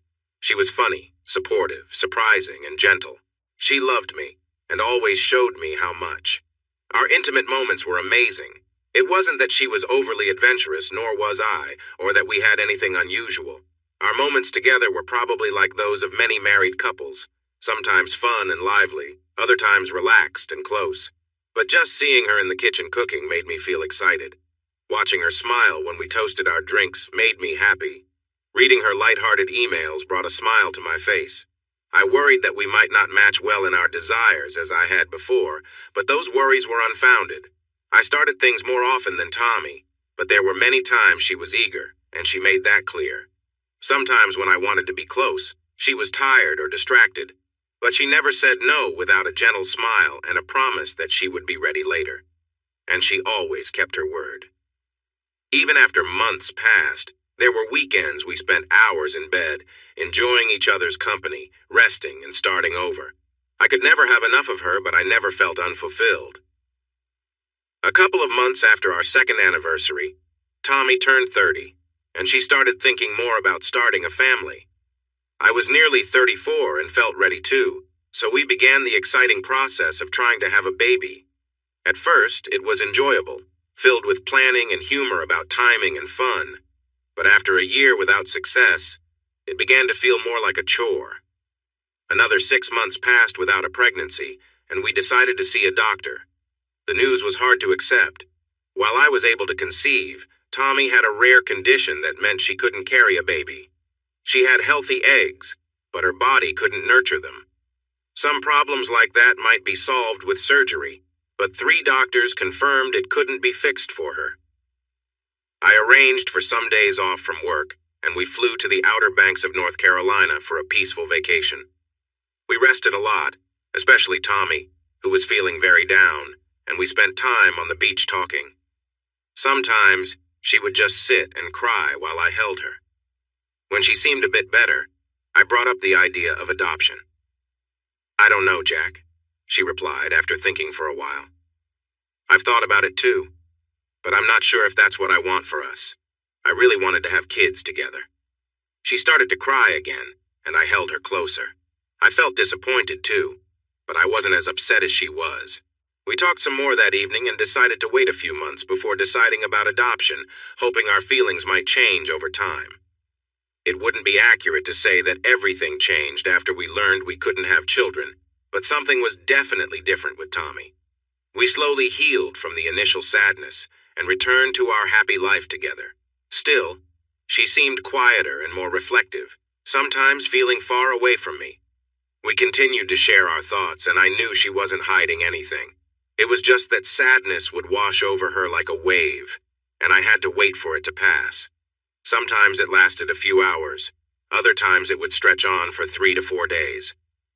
One October evening, during our drive home from work, she said, "Jack, I've been thinking about finding a new job." "Oh?" "I like Menestra, and it's wonderful to see you during the day." She smiled and squeezed my hand. "But I'm feeling a bit bored, and with everything about having kids, I think a change would be good for me. Something new and challenging." So, Tommy spoke with Ben, her boss, who said he would miss her, but would give her a great recommendation. She started looking for new opportunities. She had 4 or 5 interviews for jobs as an executive secretary or personal assistant, and received 3 callbacks. In the end, she was considering a job with Damon Eberson, who ran a large furniture business in Indianapolis called Grand Valley Limited. He owned around 180 stores across the Midwest and had several factories around the country. As you might expect, interviewing for jobs can be tricky, especially for someone like Tommy. It was hard to tell if she was being hired for her skills or her appearance. More than that, she had to figure out if the hiring manager would be treating her professionally. Tommy had faced these situations more than anyone should have, and she shared some of her experiences with me. One manager, from a law firm, was overly eager during the interview. When Tommy firmly told him that she was happily married, he quickly ended the interview. "Unpleasant man," she simply called him. "So tell me about this Eberson," I asked. "Do you think he would be a good boss?" "I didn't meet him in the first round of interviews, which I thought was a good sign. A man named Don Harrington, one of his vice presidents, spoke with me, and I thought it went okay. In the second round, I had lunch with Damon. He's a sharp-dressed guy, maybe in his mid-40s, really fit and tan, like he plays tennis a lot. He's shorter than you and very direct. He told me right away to call him Damon and said he didn't like formalities. We discussed what he needed in a personal assistant, and there's nothing I can't handle or learn to do. They are offering me about 20% more than what I earn at Menestra." She smiled. "That's enough to freshen up your closet a bit, dear." This was a joke between us. I didn't enjoy shopping and usually wore the same outfits. Tommy loved to take me shopping for new clothes. "Did you accept the job?" "Not yet." She looked at me seriously. "There's something we need to discuss. Damon travels often and wants me to join him on some trips, mostly to take notes and help plan. It could mean being away for a few nights at a time, maybe every other month. I told him I couldn't agree without talking to you first." I felt a bit uneasy. Not about Tommy, but about this man I didn't know. I was aware of how some men might see her. "Can you tell me how the conversation went?" I was paying attention to him. He clearly thinks I'm attractive, but he was very professional, no staring, no flirting, no inappropriate comments. When he mentioned traveling, I said, "Damon, I just want to be clear, I'm a married woman, and I'm completely loyal to my husband." He seemed surprised for a moment. Then he smiled and shook his head, saying, "Oh, Tommy, it's nothing like that. These are work trips only. In fact, your husband can come along any time and stay in the hotel with you, as long as he covers his own costs. I won't need you in the evenings, so you two can enjoy a little vacation." That made me feel better. Wow, that sounds like a decent arrangement. I thought so too. She smiled at me. "I'm leaning toward taking the job, Jack, unless you think I shouldn't." We talked about it some more and agreed it seemed like a great chance. "Can I take you out for a nice dinner to celebrate? Maybe use a bit of that 20% raise?" She kissed me and said, "Absolutely. But first, we're stopping at Richard Avery's to buy you some new clothes." Tommy's first few months working for Damon went very well. He treated her with kindness. She liked her co-workers, and the work was interesting and challenging. I first met him at a fancy Christmas party at Grand Valley, and I was drawn to him. My mind calmed a bit when I saw his wife, Elena. She was younger than him by about 10 years and very attractive. She looked like she might be Mexican or from another Latin country, and she spoke with a lovely accent. From what I could see, they seemed very caring toward each other. In early January, Tommy went on her first business trip with Damon to Asheville, North Carolina, and I decided to take a few days off to join them. We had a great time together. As promised, Damon didn't need her in the evenings except for one dinner meeting. On the other nights, Tommy and I enjoyed our time together. I also went with them on another trip to Las Vegas in April and a few more during the summer. For trips I couldn't join because of work, Tap and I chatted on the phone every night. She sounded happy, and my usual worries about her not trusting men seemed unfounded. However, things took a turn in November. I couldn't reach her for our regular Saturday night call because she was in Tucson with Damon and some colleagues. Then, on Sunday morning, Damon called me. "Jack, I'm sorry to call like this. Everything's okay. Tommy's fine, but someone put something in her drink last night." "What?" I felt worried. "Is she all right? Should I come out there?" "No, it's fine. It was Don Harrington. He was trying to cause trouble, but I saw them and stepped in just in time. I took her to the hospital and she was there all night. Tommy's back at the hotel now getting ready to leave with help from one of the hotel staff. We're flying back in an hour. If you want to meet us at the airport, we'll be arriving around 5:45. "I'll call her," I said, but he added, "No, you probably shouldn't. She's still a little confused. We can explain everything when we get back." I was very worried all afternoon and arrived at the airport almost an hour before the plane landed. When Tommy came out, she looked tired but ran into my arms and we held each other tightly. "I'm really okay, honey. I'm exhausted, but I'm fine. Damon was there just in time, thank goodness." Damon welcomed me, and I thanked him warmly for helping Tommy. He smiled and said, "No problem, Jack. I'm just relieved she's all right. I need to get home to Elena, so I'll let Tommy fill you in. Tommy, if you need some time, take a day or two. Just let me know when you're ready to come back, okay?" On the way home, I finally got the full story from Tommy. She had been having dinner with Don Harrington, one of Damon's co-workers, in the hotel restaurant when she suddenly felt very dizzy. She never drank alcohol when I wasn't with her, so she was unsure about what had happened. Don helped her up from her chair and guided her toward the elevators, saying she needed to rest a bit. While we were waiting, I guess I must have been leaning on Don because I could hardly stand. Then Damon came over from the lobby and asked what was wrong. The next thing I remember, I was slipping to the floor and Don hurried out of the hotel as fast as he could. I only remember bits and pieces after that. Damon must have taken me to the hospital. I vaguely recall a kind older man in a white coat who checked my pulse, and then I must have dozed off. When I woke up this morning, Damon was sitting in a chair next to my bed. They gave me some oatmeal and toast, and after I ate, they said I could leave. So Damon took me back to the hotel where a receptionist helped me change my clothes and pack. Then Damon returned and took me to the airport. I slept a little on the plane, and by the time we landed, I felt more like myself again. I took Tommy inside, made her some soup, and helped her get to bed. She slept for 13 hours, and the next morning, she was determined to go to work. No, I really feel fine, and there's no way I'm letting that guy Don Harrington cost me a day of work. Besides, I want to see if he has the nerve to show up, and what Damon will do if he does. She added, "It's strange. I know things like this happen. Remember, someone tried to do something similar to me back in college? But I never thought it would be Harrington. When I first interviewed with him, honestly, I wondered if he might be gay. He had never made any moves or even flirted with me before this." That evening, when I picked up Tap from her office, she was in high spirits. "He got fired, Jack. You should have seen it. Damon called me into his office, and Don was there, looking so unhappy. Damon really let him have it. He said he could only think that Don had intended to hurt me, and he gave him 10 minutes to pack his things and leave. 'If I thought they'd convict you, I'd make sure you faced the consequences for this,' he said. He also told Don he wouldn't be getting a good word from him or anyone else at Grand Valley. 'You better find yourself another place to stay, Don,' Damon warned him. 'I know a lot of people in Indianapolis, and no one connected to me will hire you.' Don just stood there looking at the ground, not saying anything. Once Damon finished, Don turned around and left, not looking back at him or me. And then Damon said, 'I wanted you here for that, Tommy. I'm so sorry for what happened, and I feel responsible in some way. I would never have guessed he would.' For a few weeks after that, I felt uneasy about letting Tommy out of my sight, even if it seemed a bit silly.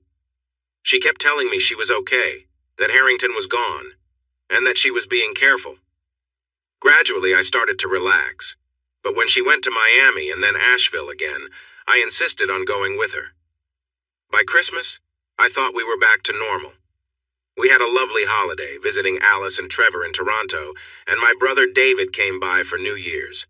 What I enjoyed most was the 3 quiet days in between. Just me and Tommy, snow on the ground, a warm fire each night, cuddling, talking, and being close. Life felt good. I thought I might bring up the idea of adopting children soon. We hadn't talked about it for a while, and it felt like the right time. I would be happy either way, but if Tommy wanted kids, I did too. I planned to have that conversation, but it never happened. In January, things began to change. Tommy became quieter, talked to me less, and spent more evenings by herself or on the phone. I asked her several times if something was wrong, either at work or between us, but she only said she was tired. A couple of times, she got annoyed and told me to stop bothering her. One evening in late February, I decided to visit Katie and Eric, who lived about 6 blocks away. Tommy was in New York with Damon, her first trip alone since that troubling incident with Harrington. "Hey, Jack, what's up?" Eric said when he opened the door. He seemed surprised but friendly enough. However, when Katie walked up behind him and saw me, her tone was cold. "What are you doing here?" I was taken aback. Actually, Katie, is something wrong between us?" There was silence. She turned and walked away into the back of the house. "Geez, Eric," I said, "what just happened? Did I do something wrong?" Eric looked a bit awkward as he guided me into his study to talk. "Here's the deal, Jack. I honestly don't know what's happening, but Katie is upset with you because Tommy is upset." "Why?" "I came here tonight because I wanted to figure this out. I didn't mean to intrude, but I need to understand." He looked closely at me for a moment, and then said, "Let me get Katie, and we'll talk." They returned together and sat side by side on the small couch, facing me. Katie's expression was serious but not angry. "Katie, can you help me? Tommy is upset with me and she won't say why. Now it seems like you're upset with me too." She glanced at Eric, who nodded and replied, "I don't really think he knows, babe." Leaning forward, she said, "Tommy is worried about your marriage, Jack. She thinks you might be unfaithful. Even if you haven't done anything yet, she feels like you might—" "What?" I stood up. "Why would she think that? I haven't done anything. I love her more than I did when we got married. What is going on?"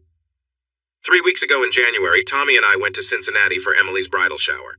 We were away Saturday and Sunday. Remember? She spoke to me like I was a child. "Of course." "What did you do that Saturday night?" I thought back. "I was with my friend Rudy. We went to Pizzeria Uno, then a bar, and had a couple of beers." "Why? And what about the woman in the red dress you were with? You're not going to say that was Rudy, are you?" "You don't wait. Is that what this is about? How did you know?" I felt a wave of anger and took a few deep breaths. "I was at the bar while Rudy was in the restroom. Suddenly, this woman in a red dress comes up and hugs me, acting like she knows me. I tried to push her away. At first, she didn't let go, but I pressed harder, and when I looked into her eyes, she said, 'Oh my God, you're not Brent,' and backed away, looking really embarrassed. So she thought I was her boyfriend. She apologized a lot, and we laughed for a moment before she left. I think she went to find him or something. I remember her saying, 'Good thing he's not here yet, he wouldn't have liked seeing me kiss you.' But what does this have to do with me and Tommy? It was nothing. I thought it was a funny story to tell her, but then I figured it would just upset her, so I decided not to mention it. I haven't thought about it since." Katie replied, "Somebody saw you and told Tommy, Jack. She didn't tell me who, just that you were with a woman at the bar. And she didn't bring it up to me? She believed that story without asking me? Wow, Katie." I looked at Eric. "You don't believe this, right?" "I would never do that." He shook his head, looking sad. "No, I don't believe it." I don't think Katie truly understands either, but she has spoken to Tommy a few times recently, and it seems Tommy is feeling really anxious. Katie nodded and said, "She doesn't know what to make of it, Jack. She thinks that if it was nothing serious, you would have told her about it, and it seems this isn't the first time something like this has happened." "What do you mean?" She raised her hands as if trying to calm me. "I'm just sharing what I heard from Tommy. She mentioned that you've been seen with attractive women having drinks or dinner before." I stood up and walked around, feeling confused. I thought we had an understanding. I never imagined she would get so upset and not talk to me about it.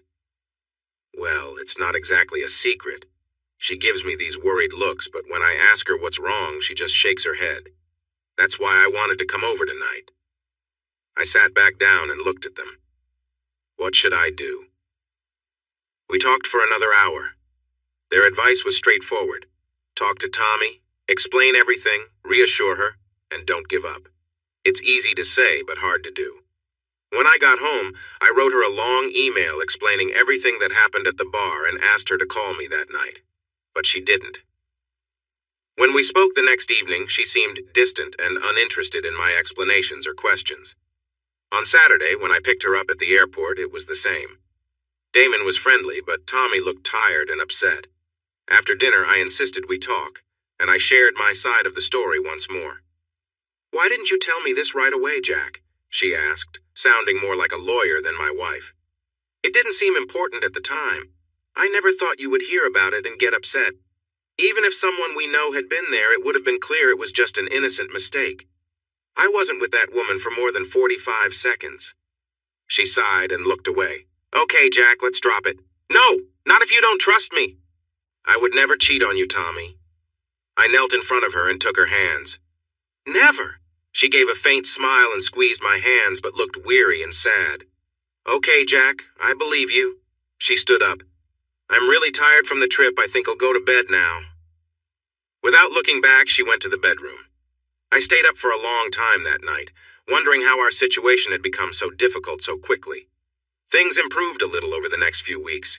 We weren't back to normal, but if Tommy was still worried, she kept it to herself better. She wasn't as relaxed or loving with me as before, but she was also less distant and suspicious. Somewhere in between, I guess. We were intimate when I asked, but her heart didn't seem to be in it most of the time. The situation changed from day to day. Some days I thought she had moved on and trusted me again. Other days she would come home from work feeling distant and cold.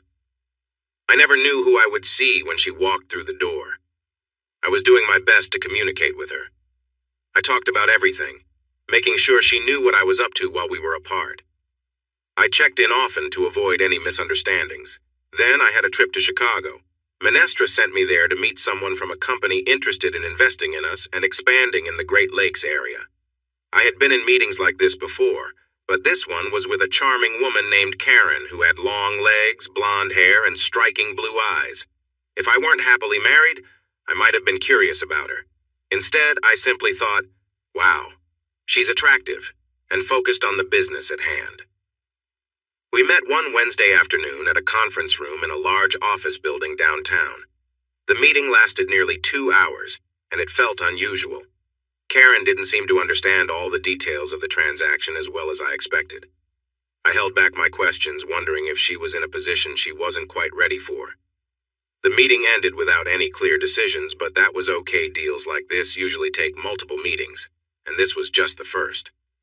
Karen asked where I was staying and suggested dinner at the hotel restaurant. She was friendly but kept things professional.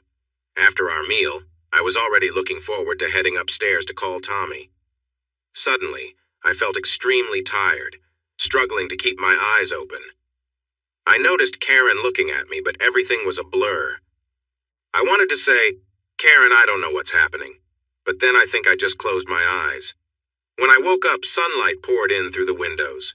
Tommy was behind me, close and cozy. I smiled, enjoying her warmth. As I turned to kiss her, I was shocked to see Karen there. Her expression was bright and cheerful. "Oh, good. You're finally awake," she said with a grin. Confused, I jumped out of bed, backing away from her. "What are you doing here? How did you get into my room?" "Don't you remember?" she asked playfully. "You brought me here after dinner." I looked around the room, bewildered, trying to make sense of the situation.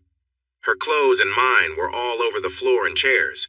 Confused, I touched my body and noticed it felt dry, definitely not how I'd expect it to feel after a night together. "You need to go," I said. "Get dressed." "But Jack, we can—" I ignored her and picked up the phone on the desk. "This is Jack Hitchcock in room 721. I need a doctor here right away. Please bring a blood test kit. It's important." Turning to Karen, I said, "I mean it. You need to leave. I'm sure nothing happened between us last night, and I'm not interested in anything now." Ignoring her protests, I gathered her clothes and guided her into the bathroom to get dressed. Then I found my boxers and shirt and put them on. A minute later, Karen came out wearing her clothes and said, "Honestly, Jack, I don't know what you—" "Just stop, Karen, or whoever you are." I took her purse, handed it to her, walked her to the door, and gently pushed her out into the hallway, closing the door behind her. It didn't cross my mind that I should have checked her ID. 20 long minutes later, I heard a knock at the door. I opened it to find a doctor with gray hair holding a medical bag. "I'm Dr. Rogers. What's the emergency?" "I had dinner in the restaurant last night and I felt strange. I woke up in bed this morning and I believe I was drugged. I need a blood test." He tried to talk me out of it, but I was firm. And finally, Dr. Rogers took my blood and examined me for about 20 minutes. Afterward, he said, "Well, it's possible. Your story is unusual, but some of your vital signs are concerning. I wouldn't drive for a few hours. Have your doctor check you out in a couple of days. Give me your address, and I will arrange for the lab results to be sent to you in a few days." On the flight home, I thought deeply. As strange as it sounded, it was clear someone had set me up. It seemed to be an attempt to make Tommy think I was unfaithful. The incident at the bar likely led to this. My first guess would be Damon, but he had saved her when Don Harrington tried to harm her.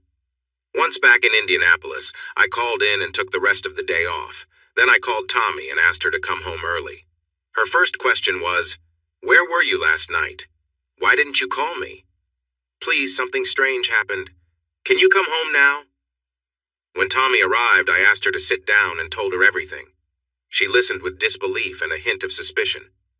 "You're telling me that a client gave you something to drink, and when you woke up the next morning you found yourself in bed with her without your clothes on, but nothing happened." I spoke clearly and firmly, looking right into her eyes. "Tommy, I love you, more than anyone else. I have never cheated on you or been with another woman since we got married, and I never would. It might sound unbelievable, but I promise it's true. Please trust me. I'm not like those guys from your past."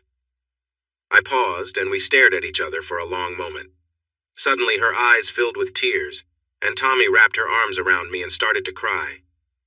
"I'm sorry, Jack," she said, resting her head on my shoulder. "I believe you have just been hurt so many times." As she cried, I held her close, and after a while she started to feel a bit better. We talked about it, and we both agreed that someone must be trying to trick me. I had Minestra look into Karen, whoever she really is. They contacted the company in Chicago, and it turned out the whole meeting was a lie. They aren't interested in buying into Minestra, and there's no one named Karen working there. Is there anyone at Grand Valley you don't trust? Anyone who has acted overly friendly with you?" She laughed and said, "Oh, about 20 guys. That's just how it goes for me, Jack. But I can't think of anyone who's been especially pushy. Let me think about it, and I'll ask Damon if he remembers anyone." We had a nice weekend, spending peaceful days together. Tommy seemed more assured, closer to me than before. We shared affectionate moments and talked a lot. With everything happening, including my drink being tampered with and the strange woman at the bar, she began to feel that someone was after me or us. On Tuesday, the lab report arrived in the mail, showing traces of Rohypnol and some other drugs. I showed it to Tommy as soon as she got home. She read it carefully, frowning. Then, to my relief, she laughed with me about it. "I'll talk to Damon about this tomorrow, Jack. Now that we know you were given something, maybe he can help investigate." But Wednesday night, things changed. Tommy came home looking worried and didn't want to talk to me. "What's wrong? Did you have a bad day?" I asked. "It's nothing, Jack," she answered, not making eye contact. "I just need some time alone." She skipped dinner and went to the bedroom to watch TV. I checked on her around 8 o'clock, but she wouldn't talk. When I went back at 9:30, she was already asleep.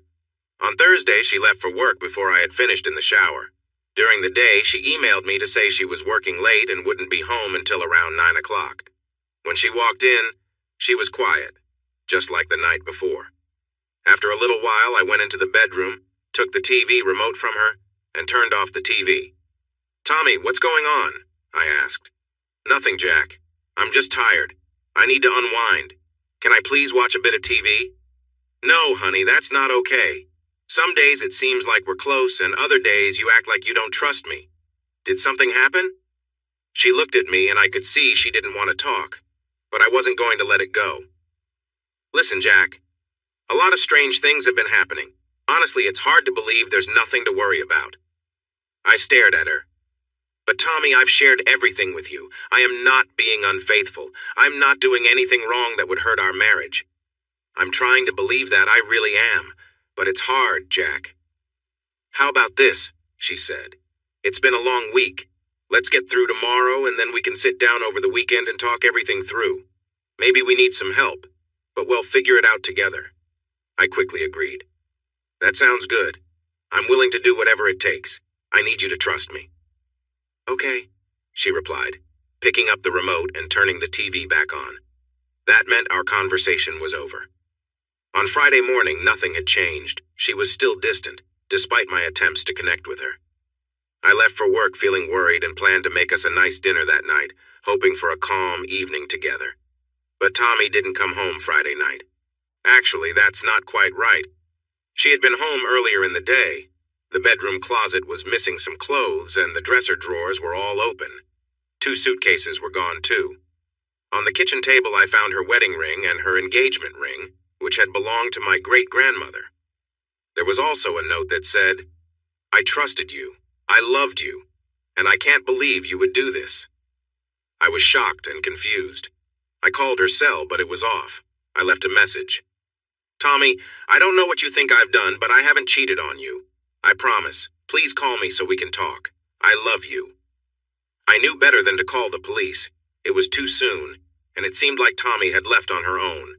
I tried calling her workplace, but it was after 6 o'clock, and everyone at Grand Valley had gone home for the weekend.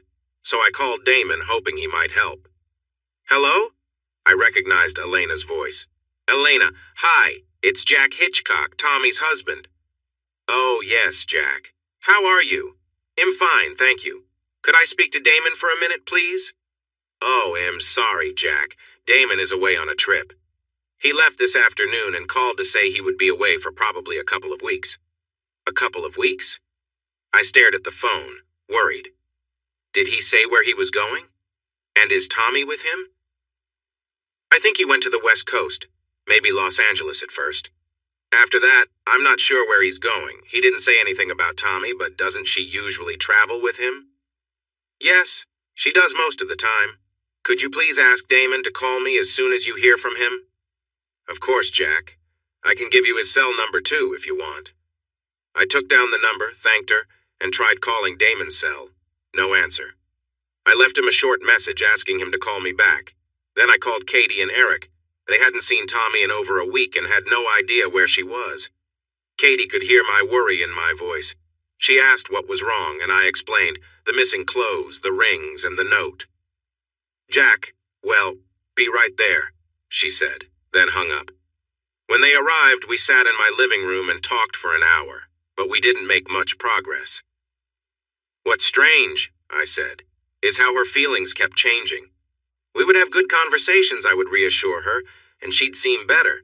But then a day or two later, she'd come home from work feeling upset and wouldn't talk to me at all. I have no idea what changed since last night when she wanted to talk this weekend. I was relieved that Katie and Eric believed me. Tommy had already shared the whole confusing story about how I was drugged, but they didn't seem to think I was involved in anything suspicious. In the end, we decided Katie would contact Alice in case she had heard from Tommy and let me know if there was any update. Once they left, I emailed David. Call me as soon as you can, urgent matter. The phone rang around 12:30 in the morning. I wasn't sleeping. What's up, Jack? Are you okay? David asked.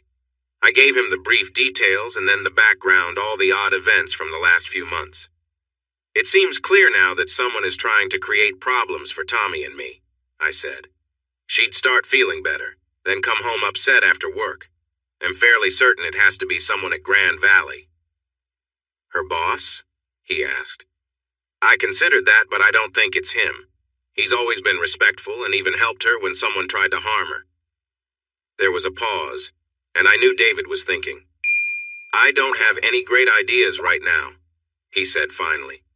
Let me think about it. I do have some resources that could help locate Tommy. It may work or it may not. He'll give you a call if I hear anything, and you do the same, okay? Of course, David, thanks. And listen, you've got to stay calm. Don't get overwhelmed and don't do anything rash. Be careful and think things through, all right?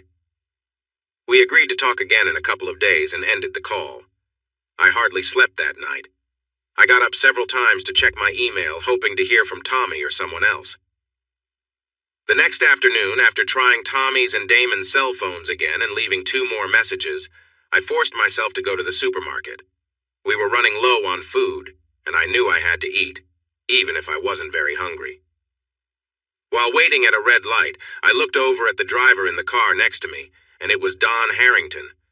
He didn't see me, and he probably wouldn't have recognized me anyway since we'd only met a few times. Without thinking, I decided to follow him. I watched as he parked at a bar called Divine and went inside. What should I do now? Wait until he comes out and confront him? No, I told myself. I can't do that. David is right. I shouldn't do anything reckless. If I get in trouble, it will only complicate things. After sitting in the car for half an hour, I chose to go in and talk to him. I would stay calm and be firm. As I entered the bar, I let my eyes adjust to the low light.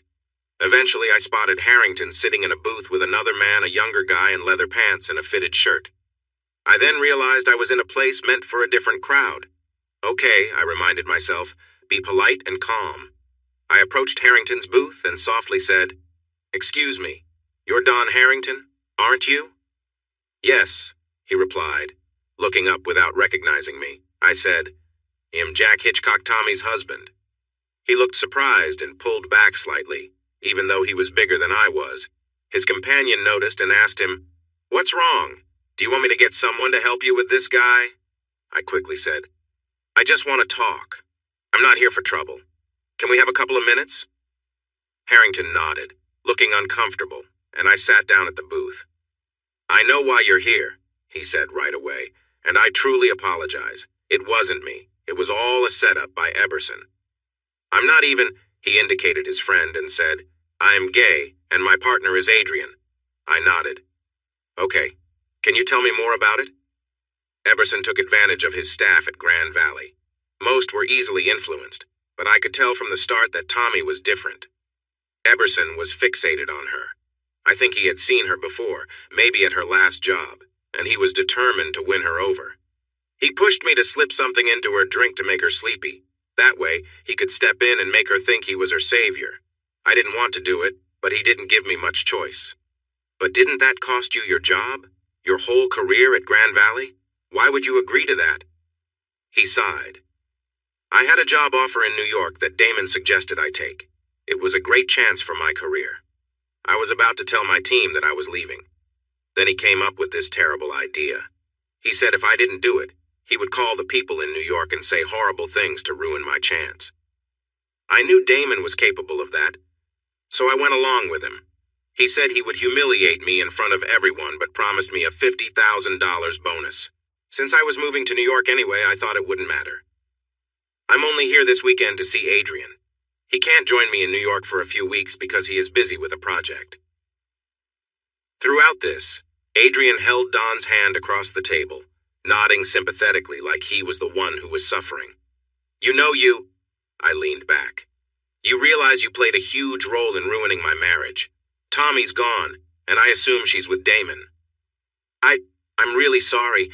It was a wrong thing to do. I was scared I would lose my job in New York." "And you couldn't have told her? Or me?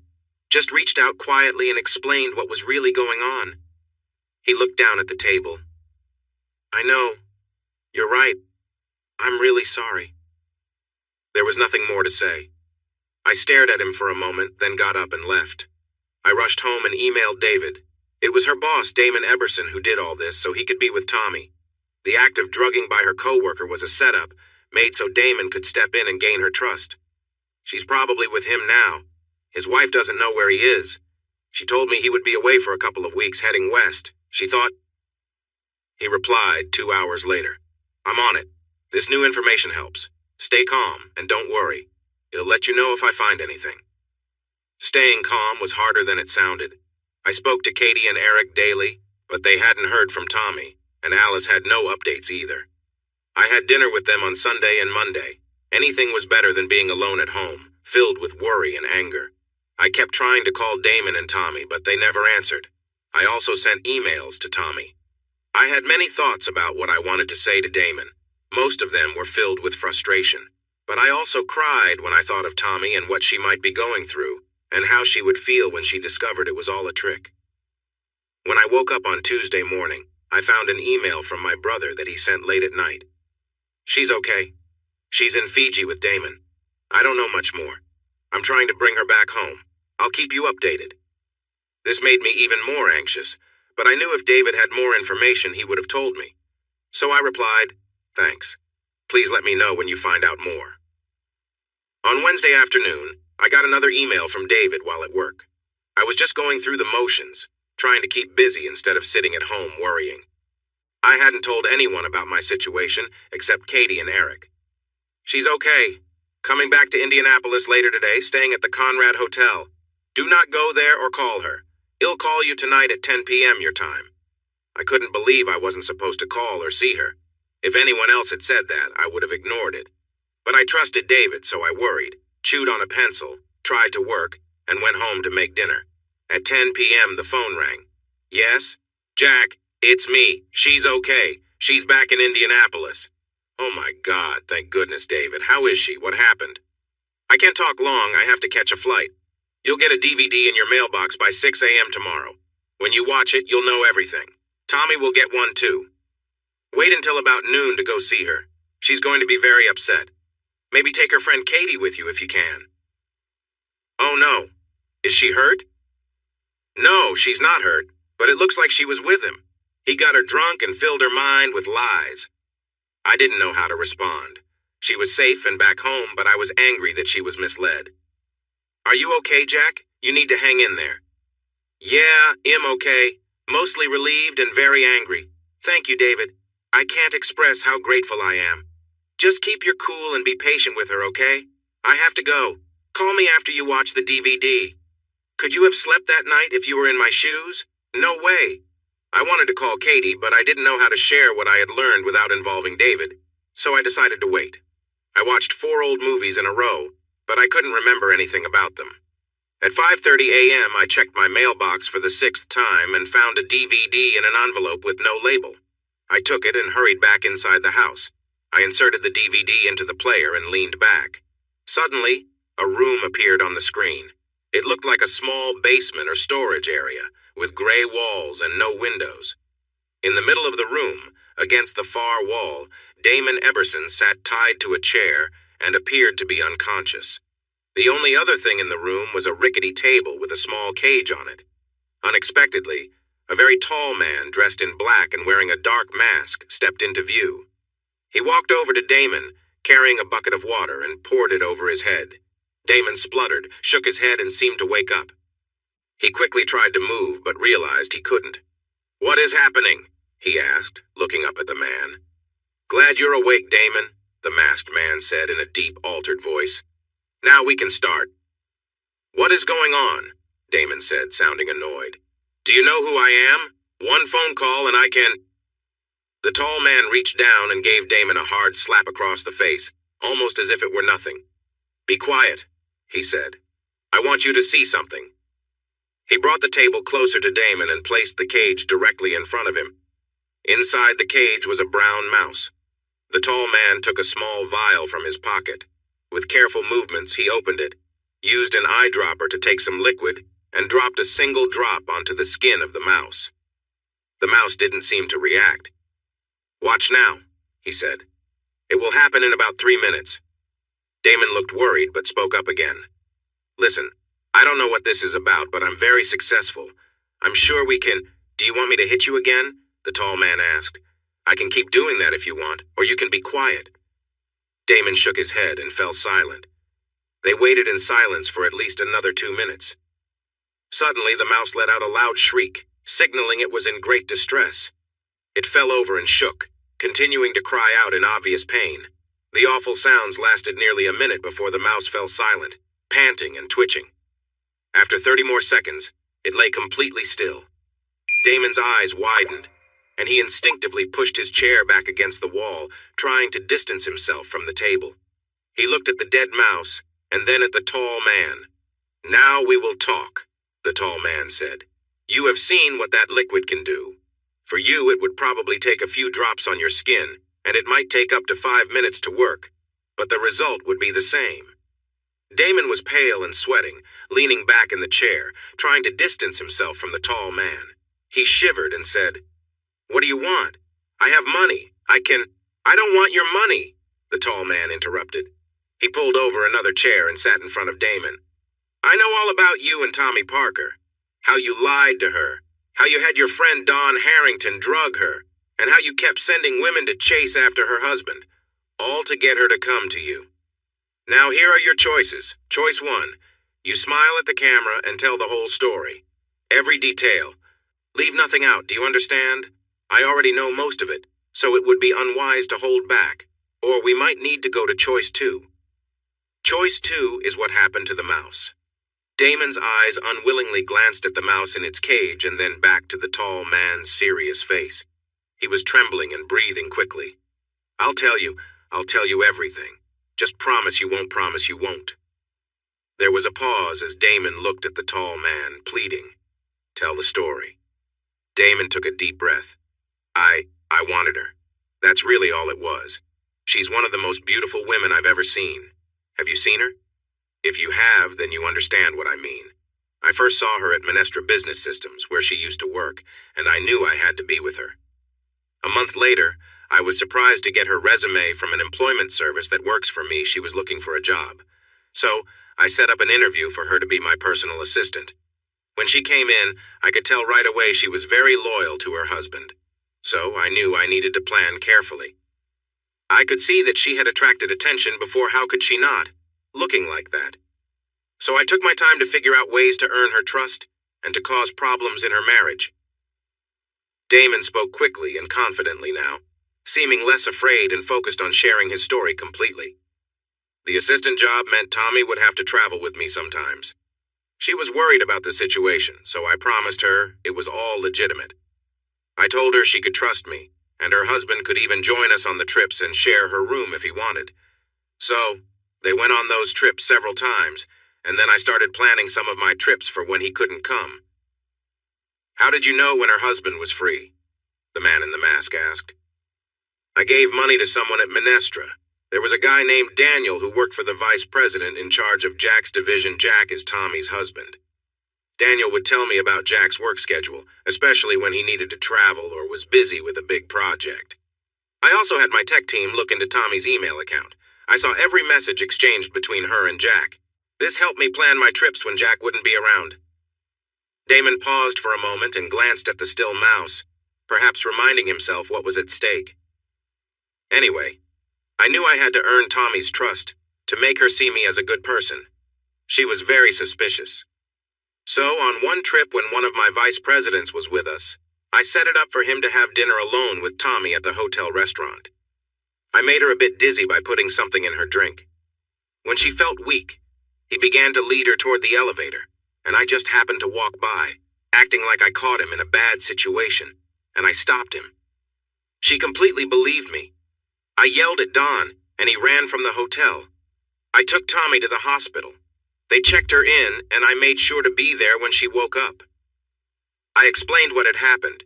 She was angry at Don, but extremely grateful to me. She said I was a great friend. What happened to the vice president? Oh, I made a big deal out of firing him when I got home, saying he wouldn't get a recommendation from me and embarrassing him in front of everyone.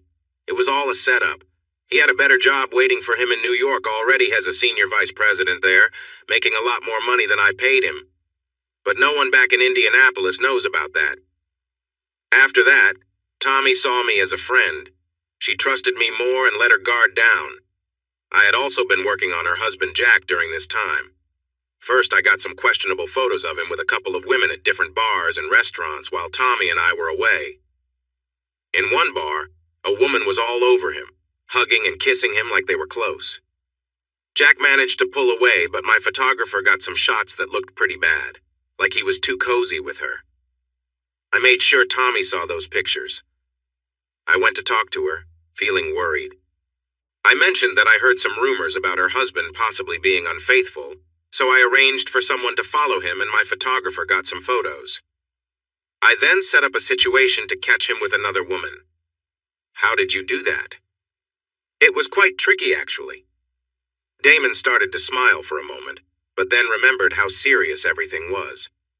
Through Daniel from Minestra, I set up a fake meeting in Chicago with a potential client and arranged for Jack to attend as the company representative. When Jack got to Chicago, the client he met was someone I had hired to play along. She pretended to have a business meeting with him and then suggested they go out for dinner. During dinner, she had to add something to Jack's coffee since he wasn't drinking alcohol. He became a little dizzy, and she took him upstairs to his room. She was supposed to make it look like they had spent the night together.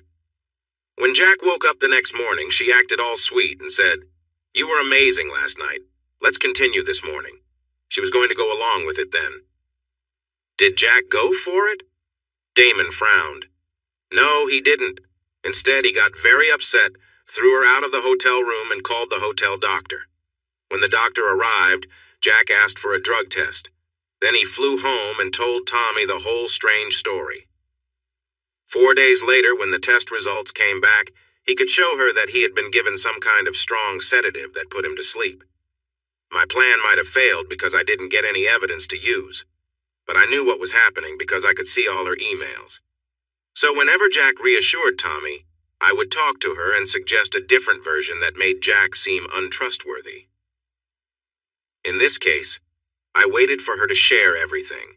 How Jack had woken up with a woman, claiming he had been drugged, and how he had a test to prove it. I frowned and pretended to think hard, then said, "Something about this doesn't add up. Tommy, let me see what I can find out." Then, 2 days later, I spoke to her, sounding hesitant and sad. I told her that I had hired a private investigation firm in Chicago to look into things. They discovered the doctor was an old college buddy of Jack's, and the lab that supposedly did the drug testing wasn't real.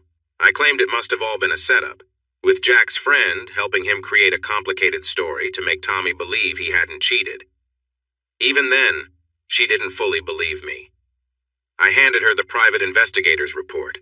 It looked official, with professional letterhead and detailed notes about what had happened, including interviews with witnesses and hotel staff. That was the turning point. She broke down in tears, cursing her husband.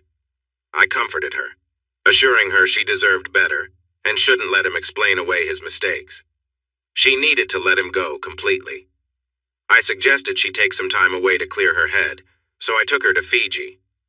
My wife and I have a secluded house on the beach there. I told her this break might help her decide her next steps. For the first few days, I simply listened to her. We walked along the beach and she shared her pain and anger. She swore she'd never trust another man again. I stayed by her side as a supportive friend, the one person she could rely on.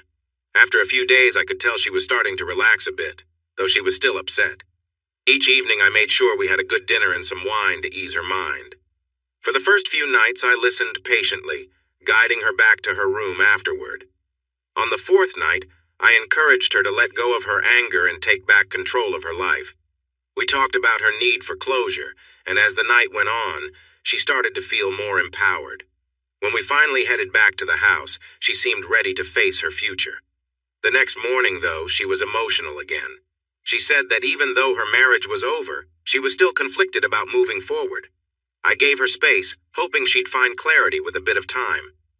That afternoon, I took a break, and later on, I found myself here, bound to this chair, and that's really all there is to it. If there's anything else you need, just ask. The tall man, silent and masked, observed Damon for a long moment. "Have you done this before?" Damon swallowed, looking nervous. "Well, nothing like this exactly," he muttered, hesitating. "That was mostly why I hired them. But never anything as messy as this. I didn't mess with anyone's marriage before. Just some charm and nice vacations, and that was all I needed with the others. Are you even sorry for what you did? Breaking up Tommy and Jack's marriage, putting them through pain just because you wanted her?" Damon looked truly surprised, as if he'd never thought about it before. After a moment, he cleared his throat. Yes. Yes, I realize now it was a terrible thing to do. Really awful." He looked up, hoping for a response, but the tall man stayed silent. Damon fidgeted, then added, "I know I have to make it up to her somehow. And I will. Sure. As soon as I get out of here, I'll tell her the whole truth and ask for her forgiveness. And I'll help them financially, give them a lot, maybe millions, so they never have to worry about money. That'll be—" "Quiet," the tall man said. He left briefly and returned with a laptop. "I'm logging into your email to send a message," he said. After typing for a moment, he looked up. "What's your password?" Damon hesitated briefly, then replied, "Studman22. The tall man typed it in, entered some text, pressed a few more keys, and closed the laptop. He stood up, looking down at Damon. Then he said, "I was never here. You've never been here. You don't know this place." "Got it, sure I understand," Damon said, nodding quickly. "And you'll never contact Tommy or Jack again, nor anyone connected to them?" "Yes, of course, definitely. If, and only if, Tommy contacts you, you will respond. You'll give her whatever she needs, the truth, financial help, a recommendation for a job, anything. If she asks for 2 custom cars, they'll be in her driveway. Clear?" "Absolutely." Damon nodded, trying to show he understood. The tall man looked at him for a moment, then took out a vial, filled a dropper, and walked over to Damon. "I've decided. It's going to be choice 2. Damon started to struggle. "Wait, no, I did everything you—" "It doesn't matter, Damon. You behaved badly. Completely unacceptable." "You deserve this," the tall man said quietly. "No, please. He'll do anything. I can pay you." Damon's voice grew high and desperate as he tried to pull free from the chair. The tall man didn't respond. He calmly squeezed the dropper, letting a few drops fall onto Damon's chest. Damon flinched and twisted, trying to avoid the liquid panic clear in his eyes. "Please, no," Damon shouted, twisting and shaking his body as if he could get rid of the drops on his skin. Without looking back, the tall man closed the vial and returned it to his pocket. He then picked up the small cage and the laptop, walked toward the camera, and reached for it. The screen went black. I sat there in silence, staring at the dark screen, absorbing what I'd just seen. Damon's words had helped piece together so much of what had been confusing, especially how Tommy would seem fine one moment, only to come home later, upset and distant. It was almost 7 a.m. when I picked up the phone to call David. "Hello?" David sounded half asleep. "Sorry to wake you. I just watched it," I said. "I'm awake. It's okay," he replied, stifling a yawn. "David, is he okay? And was that you?" David gave a small laugh. "No and no, I'm on the other side of the world. A friend of mine who was nearby handled it. And no, he didn't actually hurt Eberson. From what I gather, he simply gave him a scare, some water instead of anything harmful. Just enough to make him feel real fear for a few minutes." I took a deep breath. "How did you even find him? And get him into that situation?" "That's something I can't share, little brother. But no offense intended." "None taken. Can you at least tell me how Tommy got back and where she is now?" My friend sent her an email from Eberson's account. It said something like, "I had to leave for an emergency. Book yourself a first-class flight back and check into Grand Valley's suite at the Conrad Hotel.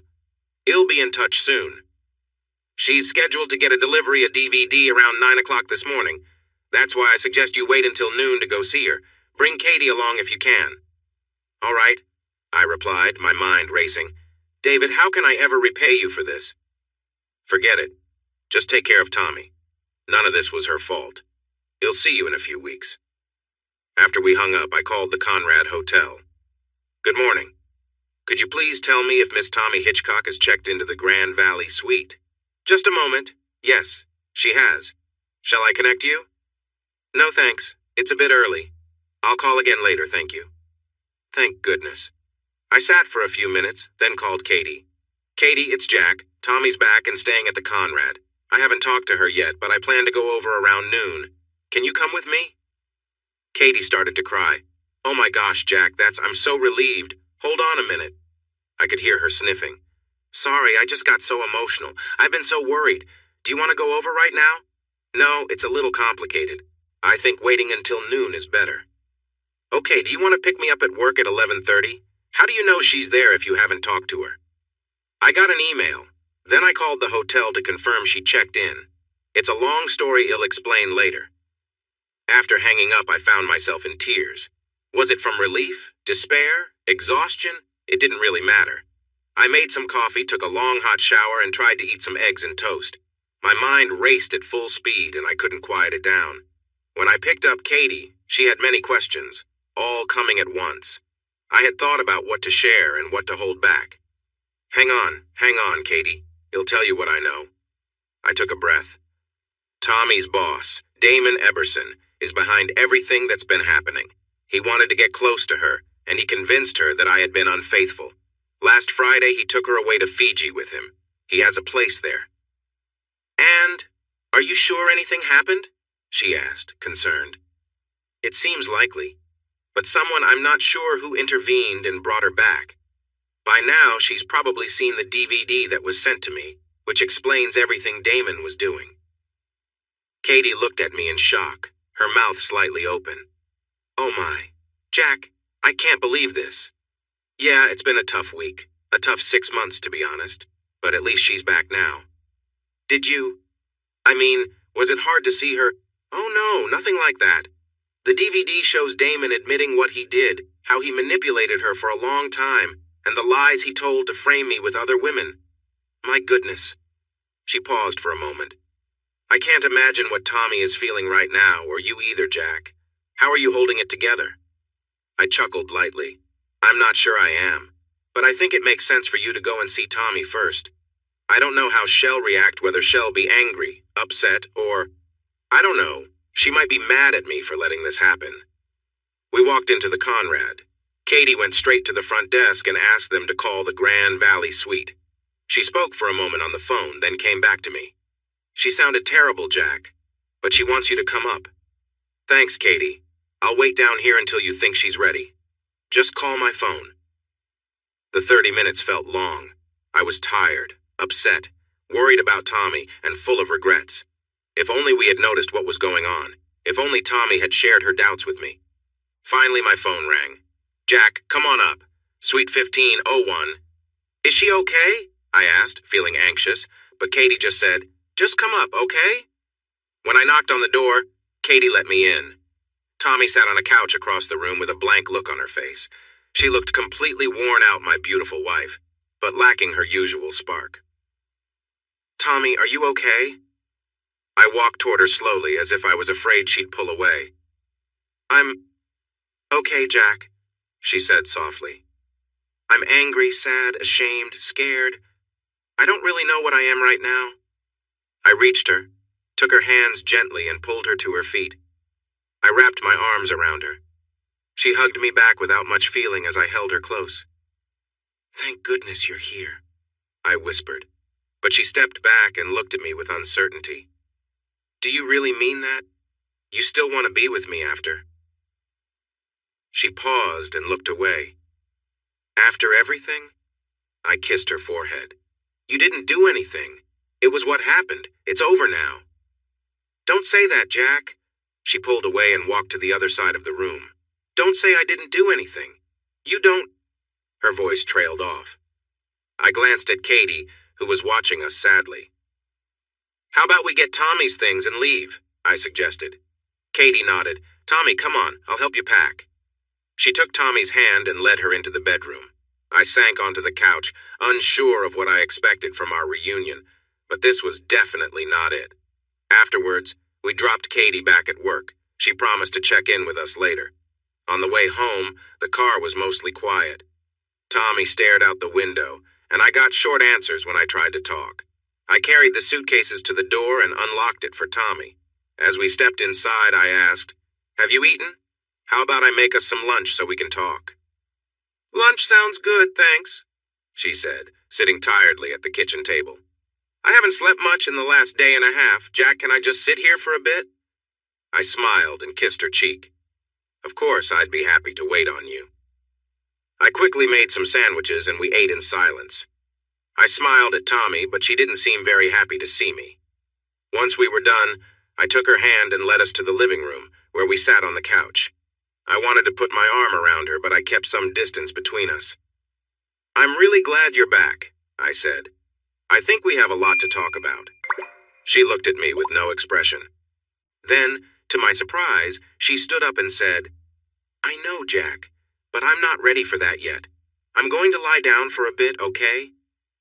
Without waiting for an answer, she walked toward the bedroom. "No, that's not okay." I stood up and faced her, feeling tears fill my eyes. She turned around, looking surprised. "I know you're tired, Tommy. You've been through so much," I said. I was crying now. "But it's been hard for me too, with you just disappearing like that and leaving that note. And now that you're back, I want so much to reconnect with you and to start moving past everything. You choose to push me away because you're not ready." "Well, fine," I cried. "Just let me know when you are ready." I pulled the car keys from my pocket and headed for the front door, tears streaming down my face. I didn't know where I was going. I just needed to leave. "No! Jack, wait!" I heard her call after me as I hurried down the path to my car, but I didn't stop. I could hear her footsteps getting closer. "Please, Jack!" As I opened the car door, she grabbed me from behind, holding on tightly. "No, please don't go. I'm sorry, you're right. I'm sorry." She was crying too. I turned around and she clung to me, sobbing, "I'm so sorry." I let her pull me back toward the house, gripping my arm tightly while still apologizing. "It's just been so awful. I felt ashamed and angry, scared of what you'd say, if you'd even talk to me." I interrupted her, saying, "Shh, I'm not angry." "You mean you're not going to send me away?" I looked at her, surprised. "No, of course not. I love you, Tommy. This wasn't your fault." She gazed into my eyes as if she couldn't believe me. Then she said quietly, "You don't know what I did, Jack. I let him take advantage of me. He tricked me and got me drunk, and I let him." "I already know," I said softly. "It's not your fault. I saw the video too." Her eyes widened, and she began to cry again. "I'm so sorry, Jack." I picked her up and carried her into the bedroom, lying down next to her on the bed and wrapping my arms around her, hoping she would relax and we could both feel better soon. But Tommy just kept crying, unable to be comforted. Then she suddenly looked at me and kissed me deeply. "Please be with me, Jack." She hurriedly took off my clothes, and soon we were both without them. She pulled me close, wanting to be with me, whispering, "Please love me, baby," repeatedly. It felt more urgent than enjoyable, but it was what she wanted. As I got closer, I tried to hold back, but she urged me on, saying, "No, I need you." And moments later, I felt a rush, and she held me tightly, saying, "Yes, thank you." Afterward, we lay quietly together, sharing gentle kisses and fell asleep in each other's arms. I thought, thank goodness, as I drifted off. When I woke up, I looked for Tommy, but she wasn't in bed. I listened carefully and caught the sound of her footsteps coming back. She entered the room with a smile and a tray. She had put on my clothes, a little something to boost your energy. She set the tray down and sat in front of me. She had made grilled cheese sandwiches and bowls of tomato soup. Comfort food, my mom used to call it. This is what she made for me and Alice when we were feeling down. I think the last week counts, right? I leaned over and kissed her. "Yeah, but it's over now. You're back and I'm here with you. It's a new start." After we ate, we moved the tray and lay down again. Tommy snuggled in my arm and we began to talk softly about what had happened. I didn't learn much that I didn't already know, but Tommy explained how Damon slowly made her doubt my trustworthiness. He was a great actor, Jack. He would listen to me and then nod, saying, "That sounds reasonable, I guess." But then he'd have this worried look, and when I asked about it, he would say, "No, it's nothing. I don't want to cause you concern." That just made me ask more, and he would mention that Daniel Hatman at Minestra knew you and said you were quite the charmer, or that your story about that woman kissing you in the bar seemed a bit too perfect. Comments like that always made me anxious and erased all the good things you had told me. Once I found out he had been reading my emails, it all became clear he always made time to get ready for what was going to happen. I told Tommy everything I had done since she went missing. I called Katie and Eric, reached out to David for help, and confronted Don Harrington to find out the truth. After that, I understood who was behind all this. I called David and he figured out the rest. It was some associate of his who took Damon and made that recording. Tommy nodded. When I thought about it, I realized it had to involve David. He doesn't work for IBM, does he? I'm fairly certain he doesn't, but he's never shared who he actually works for, and I've never asked. We owe him a great deal. We sat quietly for a moment. Then I asked, "Can I ask you something? About coming back to Indianapolis and how it felt to watch the DVD?" Tommy propped herself up with a pillow against the headboard. She looked away from me, gazing out the window. I arrived at the Conrad and went straight to bed. I was worn out from the flight and emotionally drained. Your betrayal, spending those few days with Damon, I felt hollow. I had no idea what to do next. In the morning, there was a knock on the door. When I looked through the peephole, no one was there. I opened it carefully, with the chain on, and found an envelope labeled Tommy. Inside was the DVD and a note saying, "Watch this if you want to know the truth." It nearly broke me, Jack. I had to pause and cry several times before I could get through it all. Her voice turned serious. That awful person, how could he? She looked at me. He's gone now, right? I shook my head. David says no, the guy just scared him a little, making him suffer for a few minutes. We need to figure out what to do about him. I have some ideas, she said, looking away from me again. Most of them involve some pain for him. When I thought about what he did to me, to us, when I realized he did all that just to hurt me and that I let him, I thought about jumping out the window. I really considered it. I couldn't imagine you would ever want me back after everything, and I didn't see a reason to keep living. She turned to face me, giving a small smile. I might have done it, you know. I sat there for a long time, thinking, there's no rush. I can take the day slowly, order some food, and maybe I'll do it tonight. Jumping in the dark would feel easier, less frightening. She shuddered. Thank goodness you and Katie came by, and thank goodness you sent her up first, Jack. I could not have faced you. I mean it. It took a lot for her to convince me to let you come up. I was never upset with you, Tommy. I wrapped my arms around her gently and kissed her forehead. I was scared and worried, she said. When I saw the DVD, I was angry at that guy, but mostly I felt sad. Sad for everything he made you go through, especially you. I was afraid of how much pain you were in. She looked straight into my eyes. I don't understand. Why aren't you angry with me? Why don't you shout at me for believing a liar like Damon instead of trusting you? Because you were tricked, I replied. So was I. We both believed his friendly act. We were cautious, but not cautious enough. Listen, Tommy, there is nothing I hold against you. My tone was serious, and you shouldn't blame yourself either. I stood up and took her hand. Come with me, all right? I led her into the bathroom, and she walked behind me, looking curious. I turned on the warm water in our shower, then gently helped her remove her shirt and shorts. We stepped under the soft spray. I held her comfortingly as the warm water relaxed us. Then I got the soap and started to wash her gently. I took my time, cleaning her fingers and hands, her arms and shoulders, and her back. I knelt down to wash her feet and legs, while Tommy rested her hands on my back for support. Then I carefully washed other areas, ensuring I was gentle and thorough. Through it all, Tommy remained quiet, her eyes closed, letting me guide her.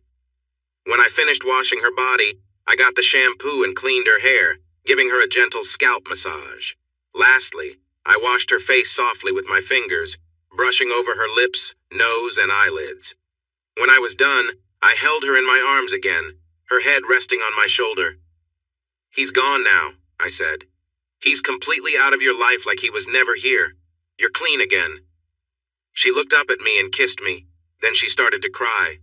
I held her under the water as she let it out, soothing her until she calmed down. After a moment, she stepped back with a smile. Now I'm going to wash you too, but quicker, before the hot water runs out. Then I want to sleep in your arms for a while. When we wake up, all of this will just be a memory. So she washed me, we dried off, and I turned off the phone ringer. We fell asleep. We were sitting on the back deck with Katie and Eric. They had brought over some sandwiches, and I had gotten us all some drinks. "I'm so glad you called," Katie said. "When you didn't answer the phone last night, I thought you might just want some time alone," she said with a smile. "But I'm really glad you're back," she added. Eric said something similar, and we all expressed our thanks. Tommy said, "We really wanted to see you and just enjoy a regular day together. You probably have a lot of questions, but Jack and I want to set all that aside for now." Eric and Katie nodded, saying they understood. Then there was a little pause before Tommy asked, "So, what have you all been up to lately?" We all burst into laughter. After a while, we clinked our beer bottles together in a silent toast, sharing smiles and drifting into a pleasant conversation about various topics. On Monday, I returned to work. Tommy would not go back to Grand Valley. We decided to take our time before figuring out what to do about Damon. Tommy sent him an email that read, "Please pack up my things and send them to me. Do not contact me. I'll reach out when I'm ready."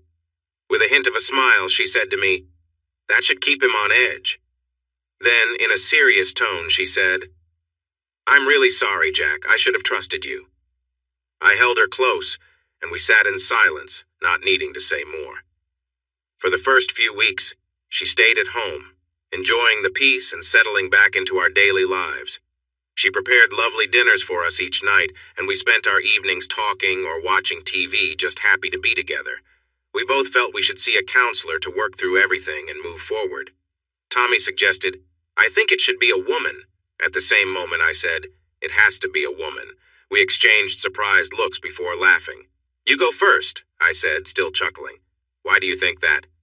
"I feel like I could trust a woman to understand what I go through being approached all the time and having trouble trusting men. What about you?" "I think for a similar reason," I replied. "Any male counselor might find you attractive, which could distract them from helping us. I want someone focused on assisting you and me, not distracted by anything else." I spoke to Irene in Human Resources at Minestra to get a couple of recommendations. On Thursday, Tommy and I met with Dr. Diane McInerney.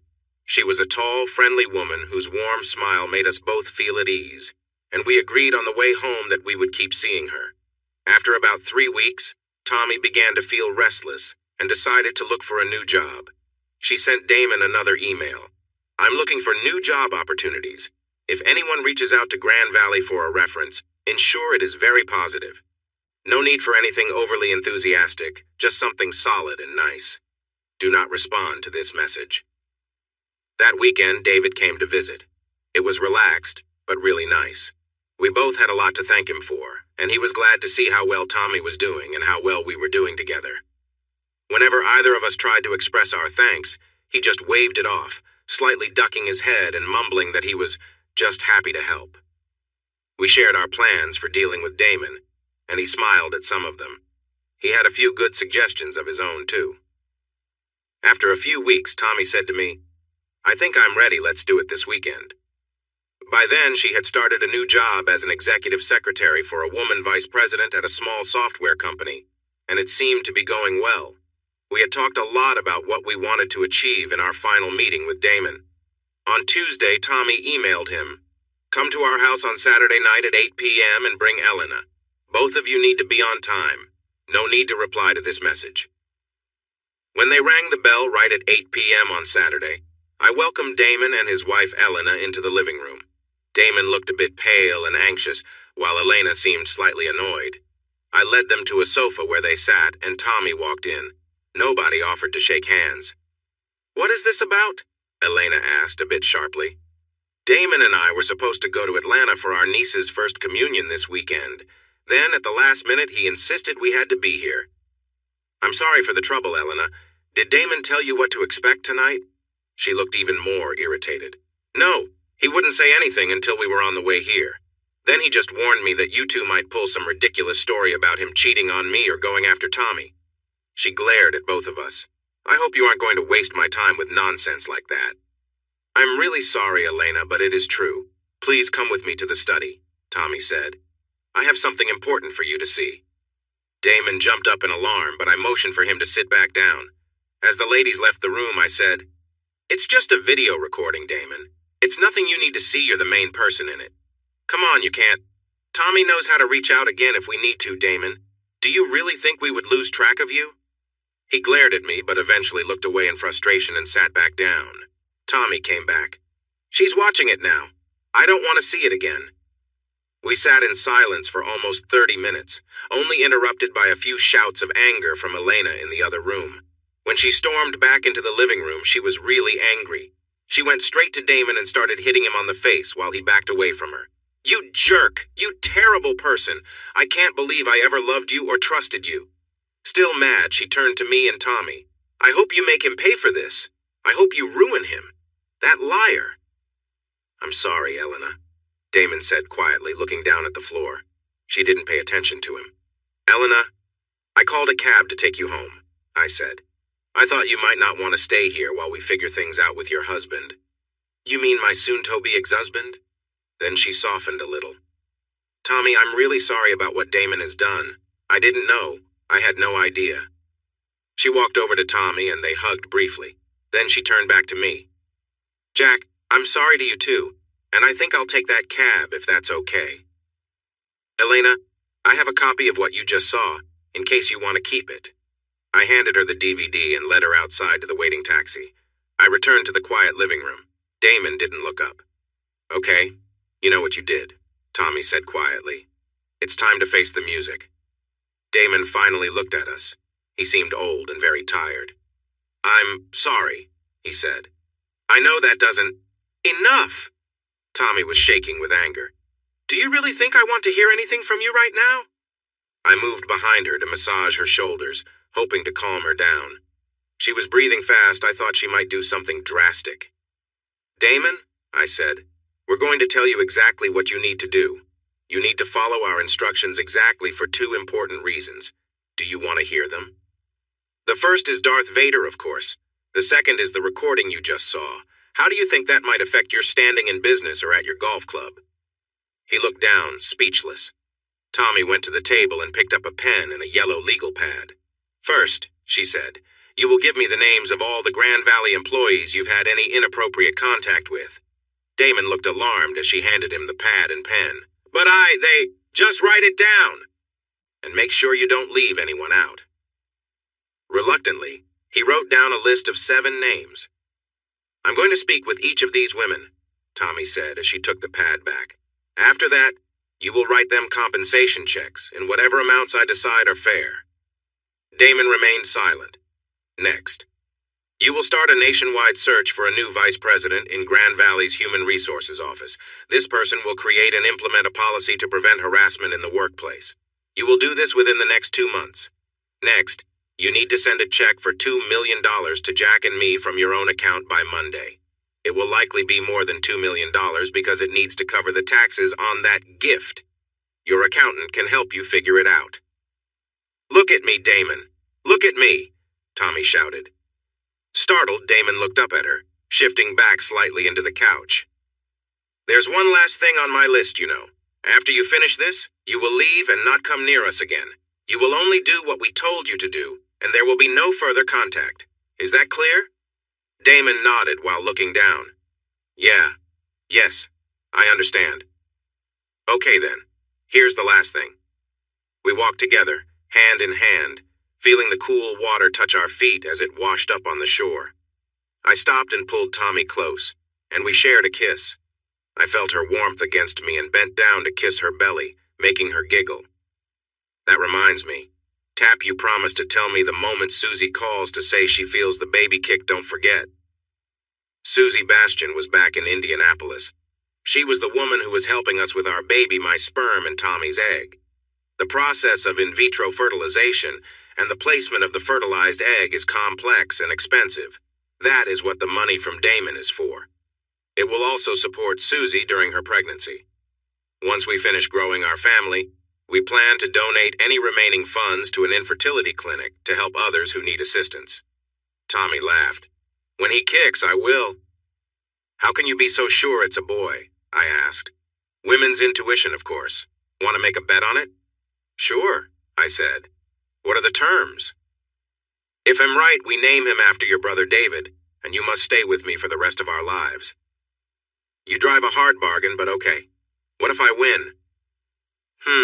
She said, smiling. That's a tough one since it seems so unlikely. You can choose the reward. All right, if we have at least one more. I want it to be a sister or brother for her, and you have to stay with me for the rest of our lives. That's an easy deal. I knew you'd want me to stay with you. You already are, I smiled. You understand me, and you give me everything I want. You're perfect. Tommy paused, looked at me, and kissed me softly. Thank you, Jack, she said. And now, my love, read my mind. She said, putting her arm around my waist. Well, you probably want to walk a bit longer since we just had a big lunch. We enjoyed the warm sun, taking a quick dip to cool off, then lying back to soak in the rays. After a while, I suggested we head inside for a bit of rest and relaxation. I like the way you think, she said with a smile. She must have been reading my mind because that was exactly how I'd imagined our afternoon together. Sometime later, I was sitting on the bed, watching her as the bright Tahitian sun filled the room. She moved gracefully, her movements calm and relaxed, as she caught me looking at her. You are incredible, I told her. Oh, I bet you say that to everyone, she replied, laughing softly. Only to you, I said, taking her in my arms and holding her close. She lay down on the bed, and I offered to help her relax. She gave me a playful smile and closed her eyes, agreeing without a word. I took some lotion and gently massaged her back, focusing on her shoulders and arms. She let out a small, contented sigh as I moved down to her hands, spending time on each finger, easing away any tension. I continued down to her feet, working carefully, making sure each area was relaxed. After a while, she turned over, her eyes bright, clearly enjoying the calm and closeness we were sharing. We lay together, holding each other, exchanging gentle kisses, feeling completely at ease. It was peaceful, both of us simply appreciating each other's presence. We stayed like that for a while, completely relaxed and content, letting the quiet moments bring us closer. She smiled a little and said, You tricky person, you made me feel weak, and now you want to take advantage of me, don't you?